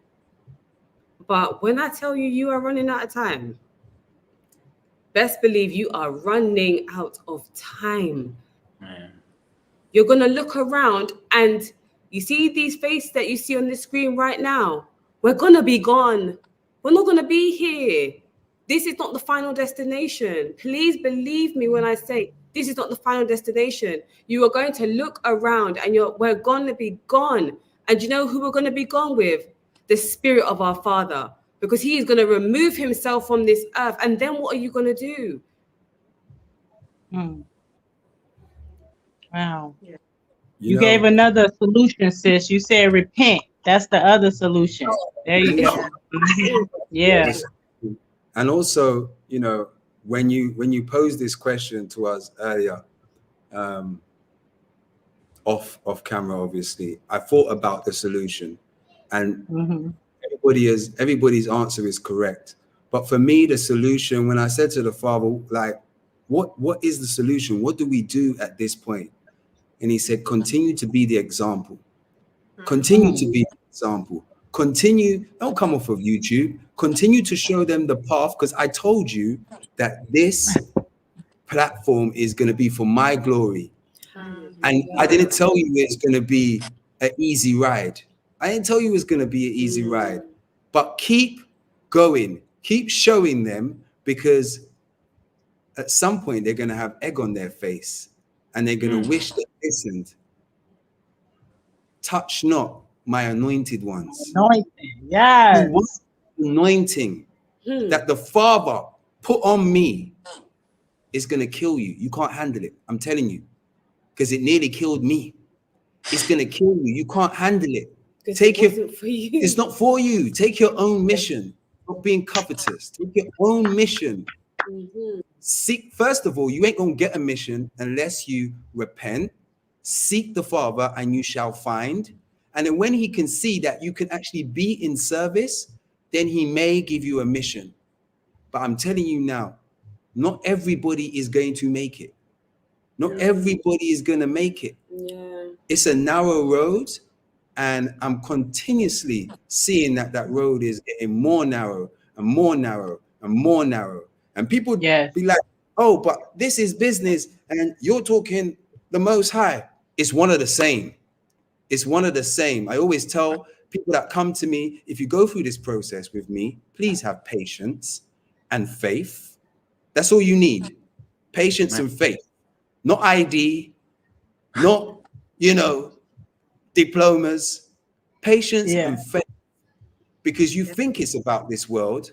It's not. This is a spiritual journey.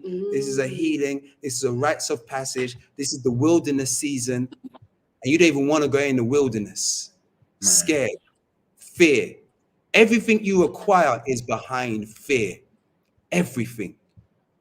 But you're too scared. But the thing is, they're not scared. It's not like they're scared or they're in fear, full stop. They just have a fear of man. They don't fear the Father, because if you feared the Father, you would do whatever it is that he told you to do. You would do it. You have a fear. They're not afraid of the Father. They're afraid of man. They're afraid of being uncomfortable. Yeah. And it's, just last point, that patience and faith. And I'm seeing someone say it in the comments. Yes, patience and faith. That's a sister that had patience and faith. No issues. When you don't have that faith, when you don't have that patience, you look create your own issues. They create their own problems. They create their own stuff. And I'm just attract what you are. You just attract it. And this is one of the reasons, here we go, for those people that are here just to get a little news. This is one of the reasons why we are selling our property, because we realize we can no longer hold people's hand and carry them through the fire. I can no longer carry you through the purification. Again. I can't hold your hand. Over and over again. Not only can I not do it, I don't want to. Do you know why? Because you lot will make me sin. You will make me sin and make me salvation like Moses. Like Moses. I won't see the promised land. I want to see the promised land. So we are still here in Ghana. We still have Yehuda Village. We still have Freedom City. We still have Ruby. We will never go back to the UK. We always want to be off-grid and separate from the world and from these vicious, unhealed people, crabs in a barrel mentality, mental mentality. I don't want to be around that. I want to be around my sisters and my brothers that know who they are, that want to know who they are, that love my Father as I love my Father, that keep commandments, the basic 10 commandments. That's the people I want to be around. The people that want to keep it real and say, Daniel, I'm calling you because I heard this, and have a conversation with me. Have a conversation with me. Don't put a letter in my comments. Bro, exactly. That is growing Coward. and growing and growing, and bacteria just spreads like cancer. And what does cancer They do? internet thugging. I know. That's the part that I know. When internet thugging.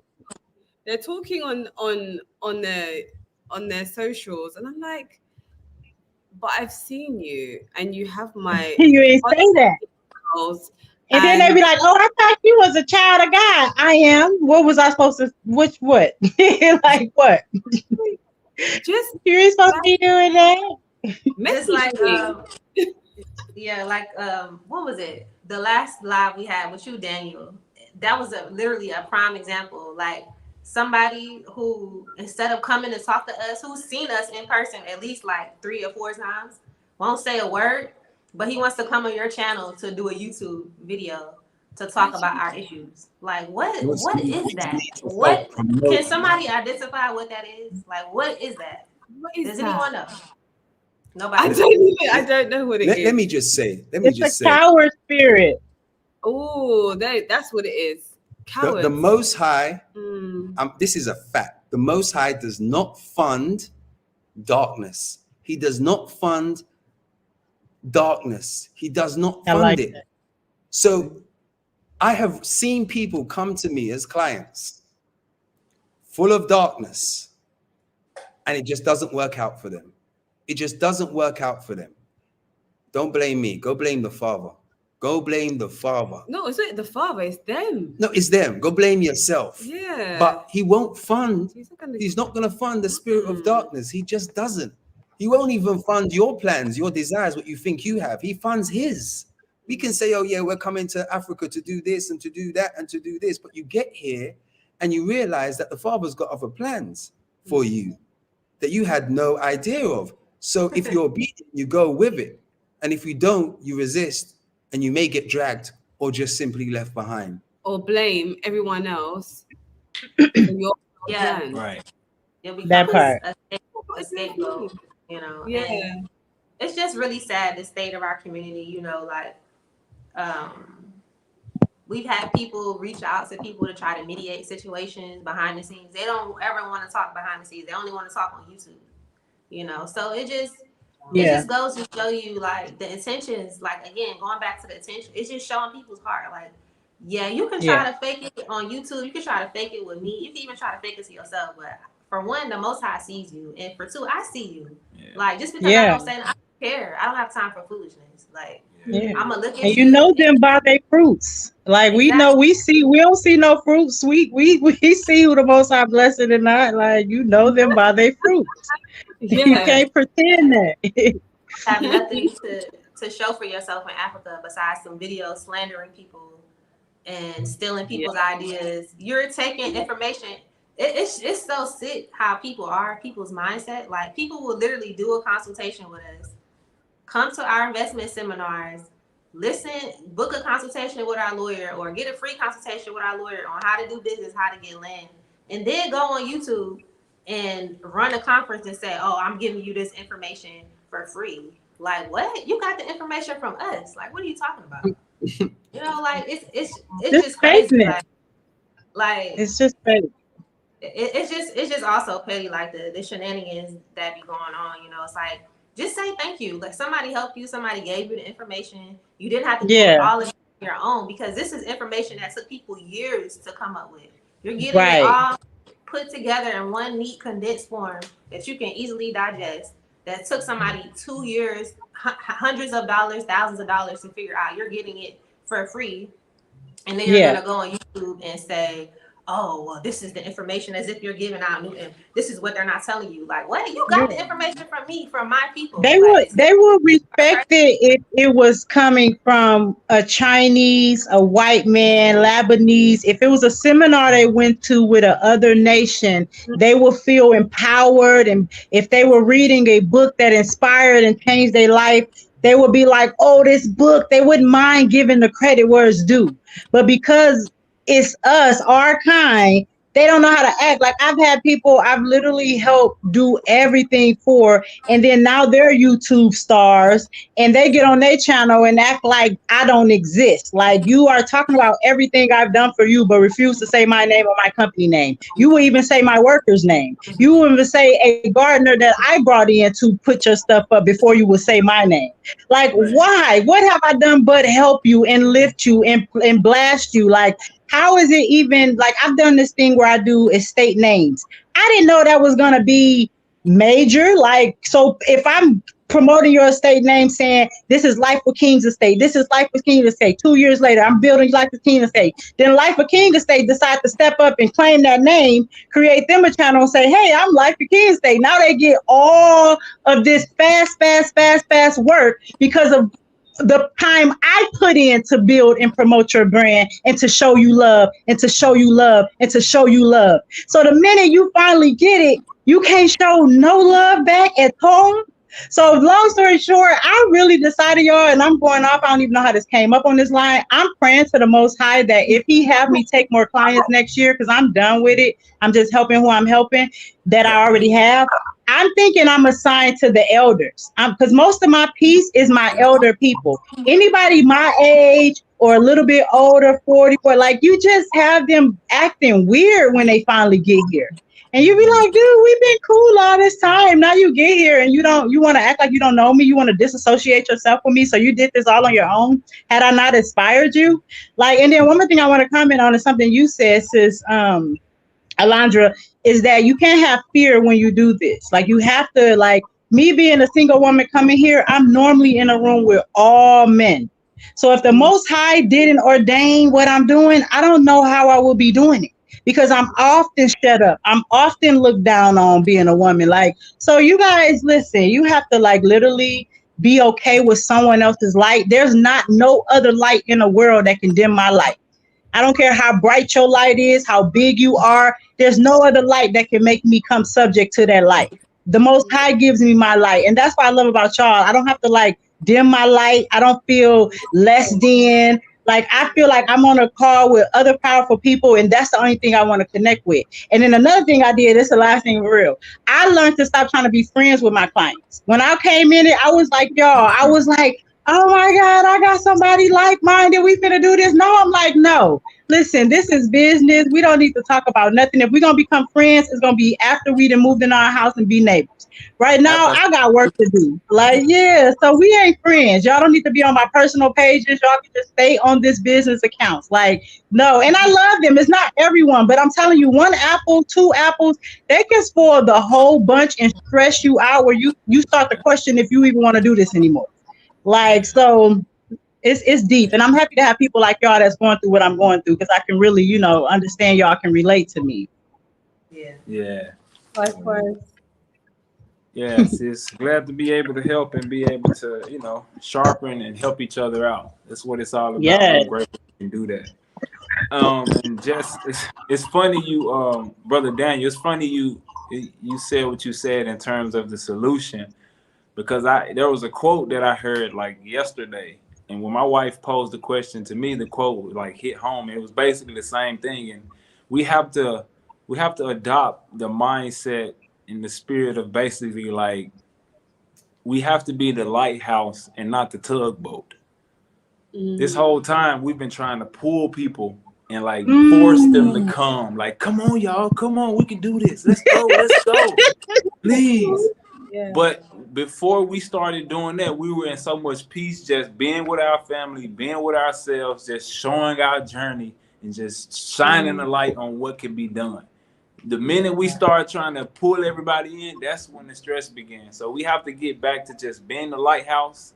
And if they come close enough, if they get they boat close enough, and you lean and you know you need some help, and you seem like you're a good person, then you can get some help.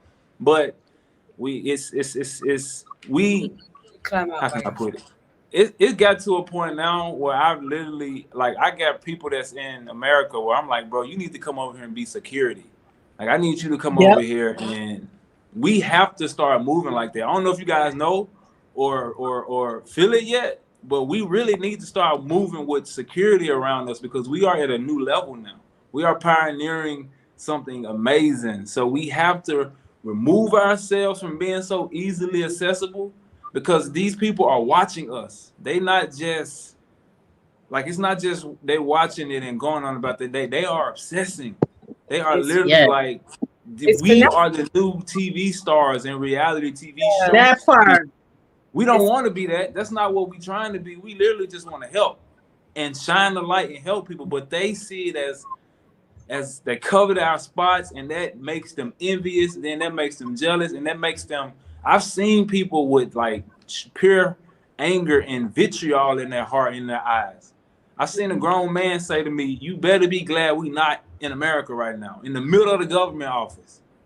Because he trying to lie on me and I'm standing up for myself. He like, you better be glad we're not in America. I want to say the same thing, but this is how these people feel. So we gotta make sure that we arm ourselves and put ourselves with the right people around us and protect ourselves and stop trying to pull everybody and being so gullible. That's the solution. Like, make people prove themselves. I mean, we help people. I think our platforms are here to help people. We don't have to go any further than our platform. We have these YouTubes and we have our mindsets to be able to do business on a high level. So we don't have to keep dealing with these low level thinking people that's trying to pull us down and stop us from doing what we are called to do. So yeah, just keep being the lighthouse and stop trying to pull everybody over, because it's everybody can't come. We want everybody to, but everybody can't come. Everybody needs to also understand that we do not owe you anything. We don't owe you anything. Like, we don't owe you anything. Like, I know you may feel like, you know, we're celebrities, or because we're on YouTube, you're entitled to know what color drawers I'm wearing tonight. Like, you're not. You're not entitled to it. You're not entitled to know what we're speaking about in our home. You're not entitled to none of that. Like, there's a term, mind your own business. And if you break it down, mind your own business. Like, what's happening in your house? What's happening in your house? That. Don't mind what's happening in my house. Like, we can do business together. We can speak on business, but that's all I owe you. People are saying, you're leaving Ghana. I never said I was leaving Ghana. In fact, some people said I'm not even in Ghana right now. It's only true. I don't want to show you the dusty road outside. I'm in Ghana. Like, but mind your own business. So what if I'm not in Ghana? So what? What does that mean? Like, but I am in Ghana. I'm here. I'm not going nowhere. Like, you can catch me around. I'm out here. But I just think people need to mind their own business and just know I don't owe you anything. Like, and even if you bought land off me, it's a business transaction. Like, leaving Ghana, who's gonna build my house? I didn't tell you I was gonna build my house. This ain't Ghana consultations. Like, I told you I was gonna build the house. I didn't. And people want to hold you. They want to bind you to this. It's like, I heard you're leaving Ghana, and I'm coming next year. Who's going to show me your land? Listen, if your land, I'm definitely going to hold up to having somebody show your land. That's always going to be the case. I am not tied to this place because you begged to come and live next door to me, and now I want to move. You're mad at me. Yes. I decide to move. Oh, I'm moving. Now you're mad because you wanted to be next to me for the rest of your life. Bruh, that's weird. That's weird. I don't know that. I don't ever feel like that to anybody. I would never go, T3 and me, I want to move next to you guys. And then the minute you decide to move a year later, for whatever reason, I'm going to be like mad at you because you're leaving me. Like, you're leaving me. Oh my God. I can't. You know, these are grown adults, grown people that know exactly what they're doing when they're coming you to lease land. Because these people coming at you can't say buy land. Okay, cool. We're in Ghana, lease land. They know what they were doing. Man. You lot are grown. You lot acting like some children out here, like you was misled, like you was run amok, like you was bamboozled. Stop it. Just stop it. Grow up. And come to the Father. And when you come to Ghana, when you come to the African soil, you're coming because most of you are not men, just like me. You're a boy. You think like a boy. And this process is going to make you a man. This process is going to make you a woman. And that's what we've been trying to show people, that when you come here, you're going to be faced with yourself. But don't blame me because what you see is ugly. Don't blame me for that. That's not me. That's you. When I came here, I was ugly too. Like, I was the mad Jamaican guy. They call me, like, that's the mad Jamaican guy. He's got a gun. I had a gun in the village. I didn't have a gun. It's just my mouth was so loud it sounded like gunshot. Do you know what I mean? But I never had a gun. Like, but that's what they say in the village. It's like, come on, guys, you're grown people. You know what you're doing. You know what you're Yeah, doing. Don't blame me man. for trauma. Like, I I weren't the really, one. I love that. Say, I really love that for real. We are not obligated to do what we do. Like, I don't not plan to build houses forever. So while we're doing it, like, y'all should be helping me, encouraging me, pushing me. I got people asking me to do them favors right after they cuss me out. It's like, you really think I gotta do this? You think like you gonna tell on me if I don't do this? Like, I decided myself. Well, you know, Daniel, we in Ghana and Alondra, we don't have to register our clients' land. We can sell them the land, lease them the land, whatever they want to call it, and we can go on about our life. I do not have to take you to lands commissions to register land. I've done the land search. I've done the indenture for you. I don't got to register land, but I decided to register my client's land because the process was so long. And the chief was starting to be hating on me. So I said, let me go and help them do this so they can do it now. Now I got people, when you going to register my land? Ma'am, you know I got 70 clients and I'm going up in sections and your number ain't up yet. But for you to text me, I thought you was registering our land. How you gonna act like that and then want me to do something for you? I'm so confused. And then y'all want to make videos and not give me no love, but then you want to come and ask me for some love. Like, I'm so confused. But like y'all said, like one of y'all said on this live, we are not going to be doing this forever. And we are not on here trying to act like we're better than anyone, that we're more called, more chosen than anyone, that we're more righteous with anyone. No, we are just three people who have decided to share our journey with you guys with the hopes of encouraging and pushing you to listen to the Father if he told you to come this way, and to know that you have help on the ground if you take the Father up on his offer. That's what we all had in our mind with this. We don't think we better than nobody and that we celebrities and all of this, but y'all really require a lot of us. It's like, dude, can I just get my flowers? Like, can I just get a random thank you? Like, it's so many personalities that I don't understand how y'all think. Y'all should be like, how is she doing all of this? That's what y'all should be thinking. How should, like, let me help her with this? Like, no, y'all just won't add assist. I thought you sent me a video. Why you ain't talking on it? I want to know what's going on. I explained to you what was going on in the video before I sent it to you. Like, you mad that you don't hear my voice on the video? I'm confused. Like, you just can't win with our people. Like, so I'm so happy to be able to vent about this stuff to people who going through it too. That's why it's so funny to me, because you would never understand it unless you doing it. Like, how strangers can like try to pull your neck off because you ain't doing something for them. Like, dude, y'all know I can quit any day, right? I can give all y'all paperwork. I can finish all y'all last phases, and I can say, hey guys, the Most High has delivered me, and I'm going to be moving on. Like, and then another thing I want to say, I'm going to let it go. Tim, bring up in our group chat what you said about security. I want to talk about that off camera. Like, that is so deep and so true. I got some things. I'm so happy you said that, because it's confirmation for what the Most High has given me and told me to do. But I want to talk about it off camera, because that one's a big one. Mm-hmm. Yeah. Yeah. Man. It's so much. Like, we can literally sit here for like probably like a whole week and talk We can. about everything that has went on, everything that's been done, every shenanigan, every foolishness. And guys, it's just too much. It's too much to even get out. Like, it's I don't even know. But basically, to answer the question that I presented earlier, which is I think you answered it already, right? You said security. Yeah. Well, no, I said be the lighthouse. Be the lighthouse, not the tugboat. Yeah. And that was good. Yeah. For me, I would say everything that has already been said. In addition, I would say is the accountability, because the only reason why evil persists on the earth is because good people do nothing. People just sit back, they watch, they think it's a show, it's a game, it's fun, it's daytime television, it's did you see this video? Oh, did you like it's a mockery being made of people's lives, people's hurt, people's money. It's something to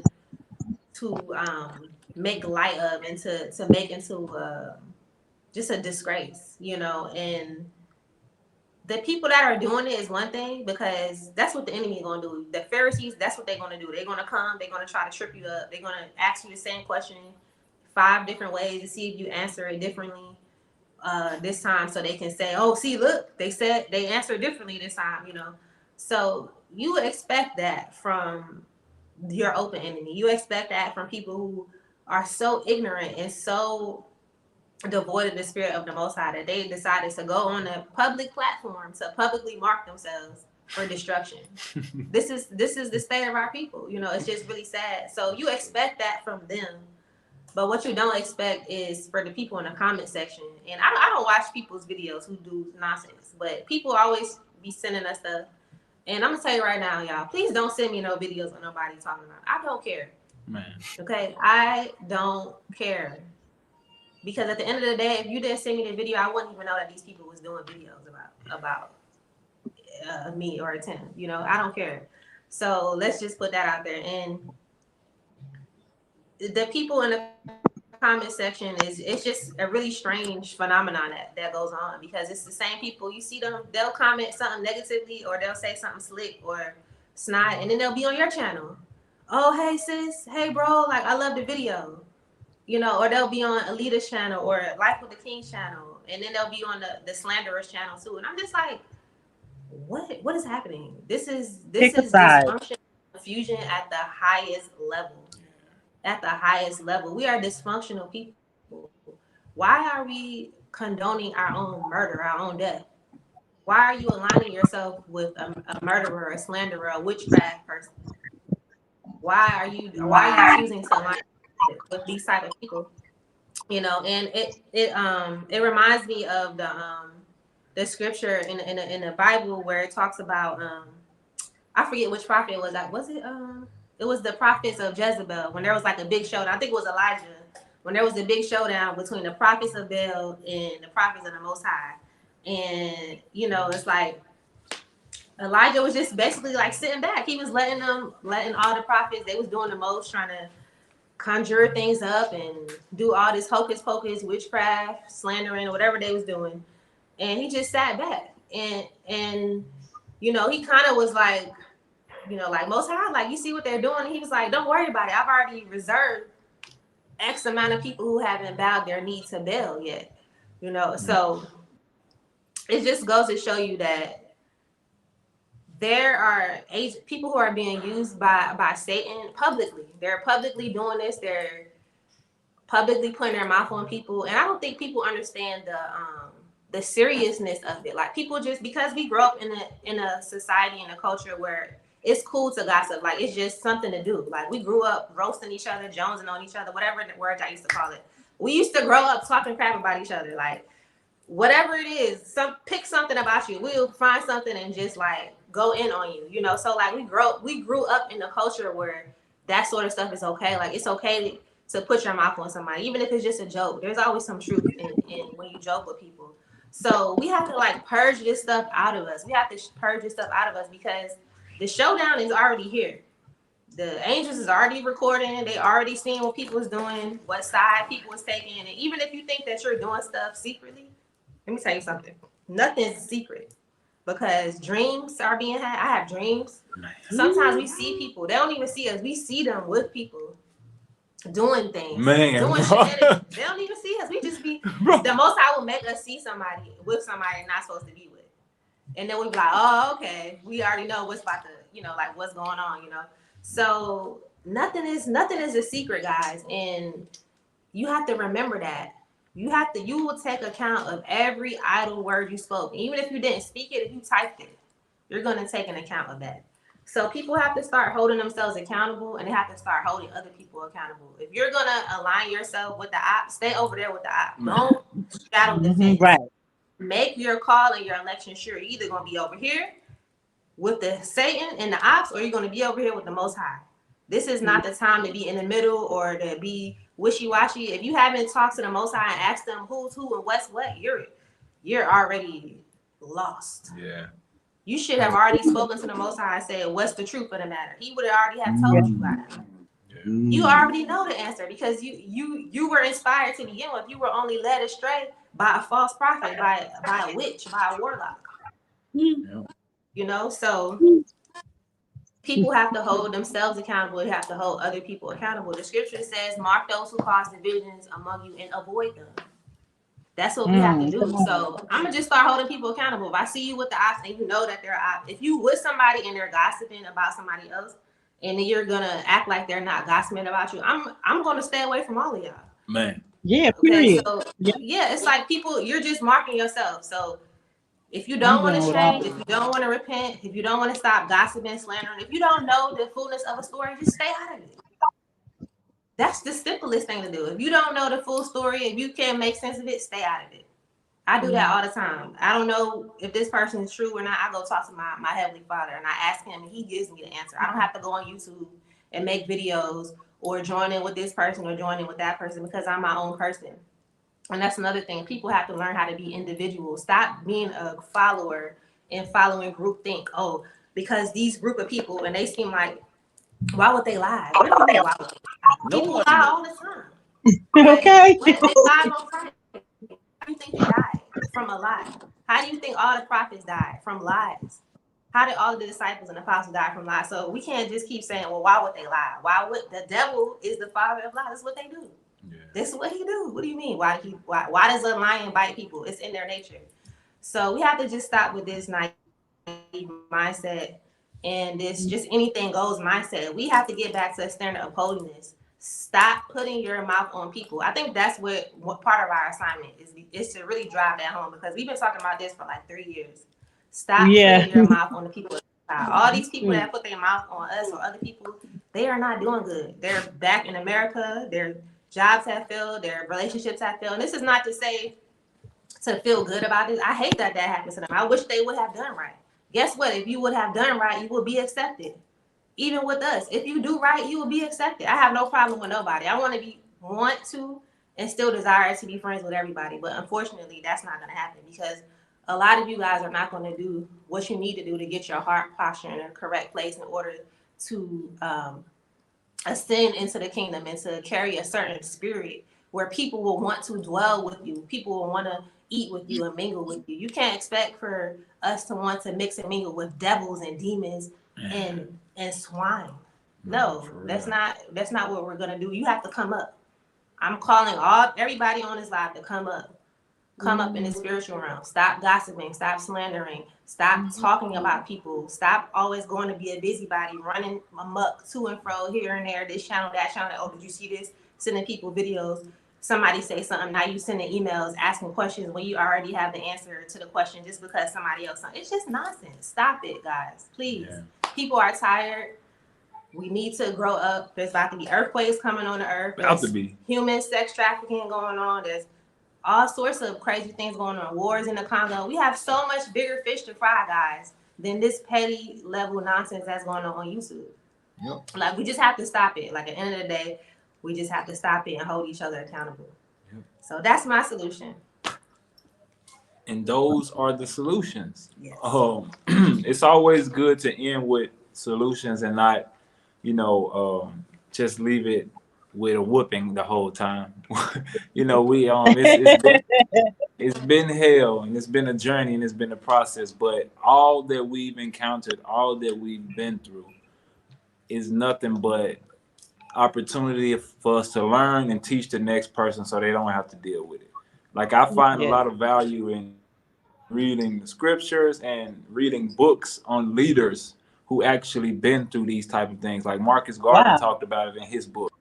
Like, you have to, this is a part of it. They did it to him too, even worse. So if he had YouTube, I'm sure we'll see videos of him talking crazy about how people did him, because his book was talking about it. Why so immigration wouldn't let me into Liberia?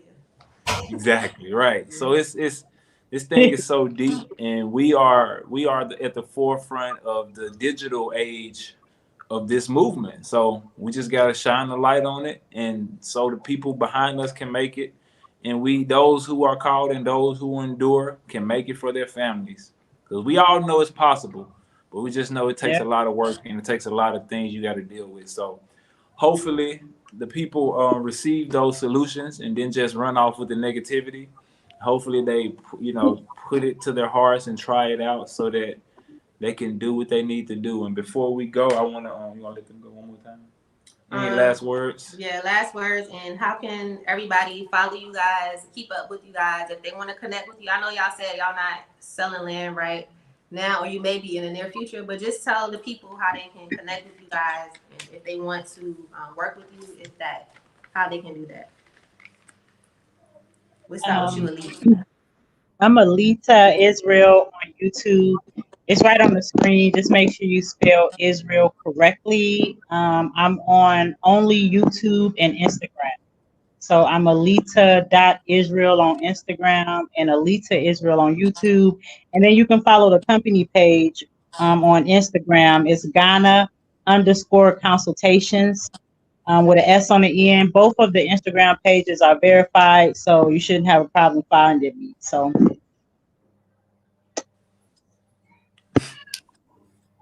all right. And Life with the King. Cool. Well, you can catch us with Life with the Kings. We are still selling land. Like, that's not stopped. You know, we still have land available in the free villages. We're not selling anything outside of the free villages that we currently have. I just want to say that Ghana is beautiful. As much as it's hard, it's beautiful. yeah, it's true. I would never trade, and you know, I'm gonna pick my words carefully, the motherland for the West. I'd never trade it for that. Like, it's just amazing on the motherland, and I would never trade it for that. But yeah, that's where you can find us. And to you, brother Tim, you know, bro, I don't know what it is, but I'm here with you. Like, I'm here with you. Like, I just feel the connection, and I know that when we meet, bro, we're really gonna hit it off. Like, just this today, I was like, baby, no more friends, no more new friends. Like, I don't. I'm done, innit? I don't care who they are. No more new friends. But you know, I think it's just about taking your time and really feeling out people, and you know, especially when they are, you know, under the covenant, when they are about their father's work.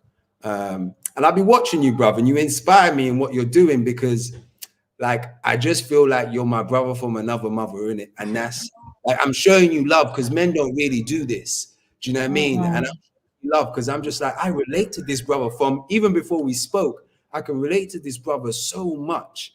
Like, even with your locks, it's like, if you saw me with my locks, I think we look quite similar. I'm just like, bro, do you know what I mean? Yeah, like a younger version. Do you know what I mean? So appreciate what you're doing, also your wife, and you know, the platform, and you know, I can't wait to meet you guys, because our dream, like all of you guys, I know, was to travel the continent. Do you know what I mean? Yes. To travel and to see it, you know. So definitely, just because you guys are there, you know, Tanzania is definitely on the map for us, as well as Right. other, you know, African countries. So yeah, bro, like, we gonna come and we gonna chop it up, and you know, just grow as men. Do you know what I mean? Because I can relate to your story, and you know, you said you can relate to mine, and I think like men don't really do this, innit? It's like, yeah, what's up, bro? Are you cool? Yeah. Vulnerable. I'm like, you know what? This is a brother that I can really see and relate. So let me tell him. So Appreciate that, brother. Thank you, brother. It's all love, man. It's all love. Yes, sir. Likewise. Yeah, guys, we definitely plan on coming to Ghana at some point as well too. So, you know, who knows? Whichever one is first, we'll link for sure whenever we end up where we end up. Yeah. No, I didn't want to say that. Okay. Well, yeah. Well, I guess we can land the plane now and end it. We thank you guys for staying tuned. We thank you guys for whatever time it is where y'all at. Thank y'all for watching. If you watch this on the replay, we thank y'all for tuning in, and we hope that we were able to give you guys some inspiration and teach you something so that you can basically come over here successfully. That's why all of us do what we do. we want to make sure that whoever come after us are able to go through this thing smoother than what we had to deal with. So I know there are some families out there that's watching this and they're, you know, keeping it real. Thank you for the donation, San. We appreciate it.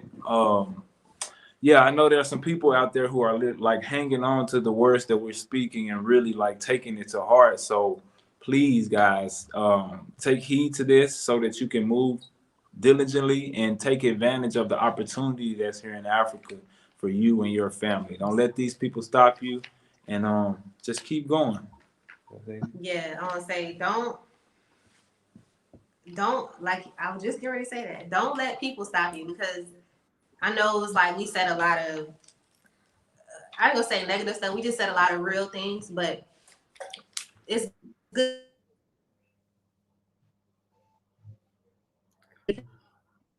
because now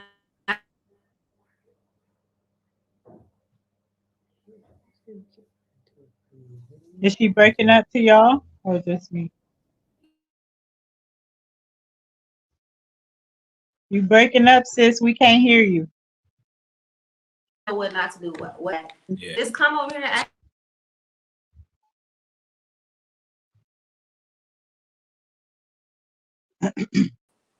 Okay, I don't know what just happened. I think it cut off for a second. But yeah, that was all I wanted to say, guys. Just come over here, do well, and you guys will be accepted and you guys will have a great time in Africa.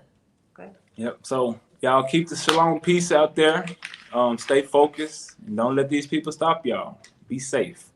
Hallelujah. Thank y'all. Yeah. Love you all. Shalom. Bye. Bye.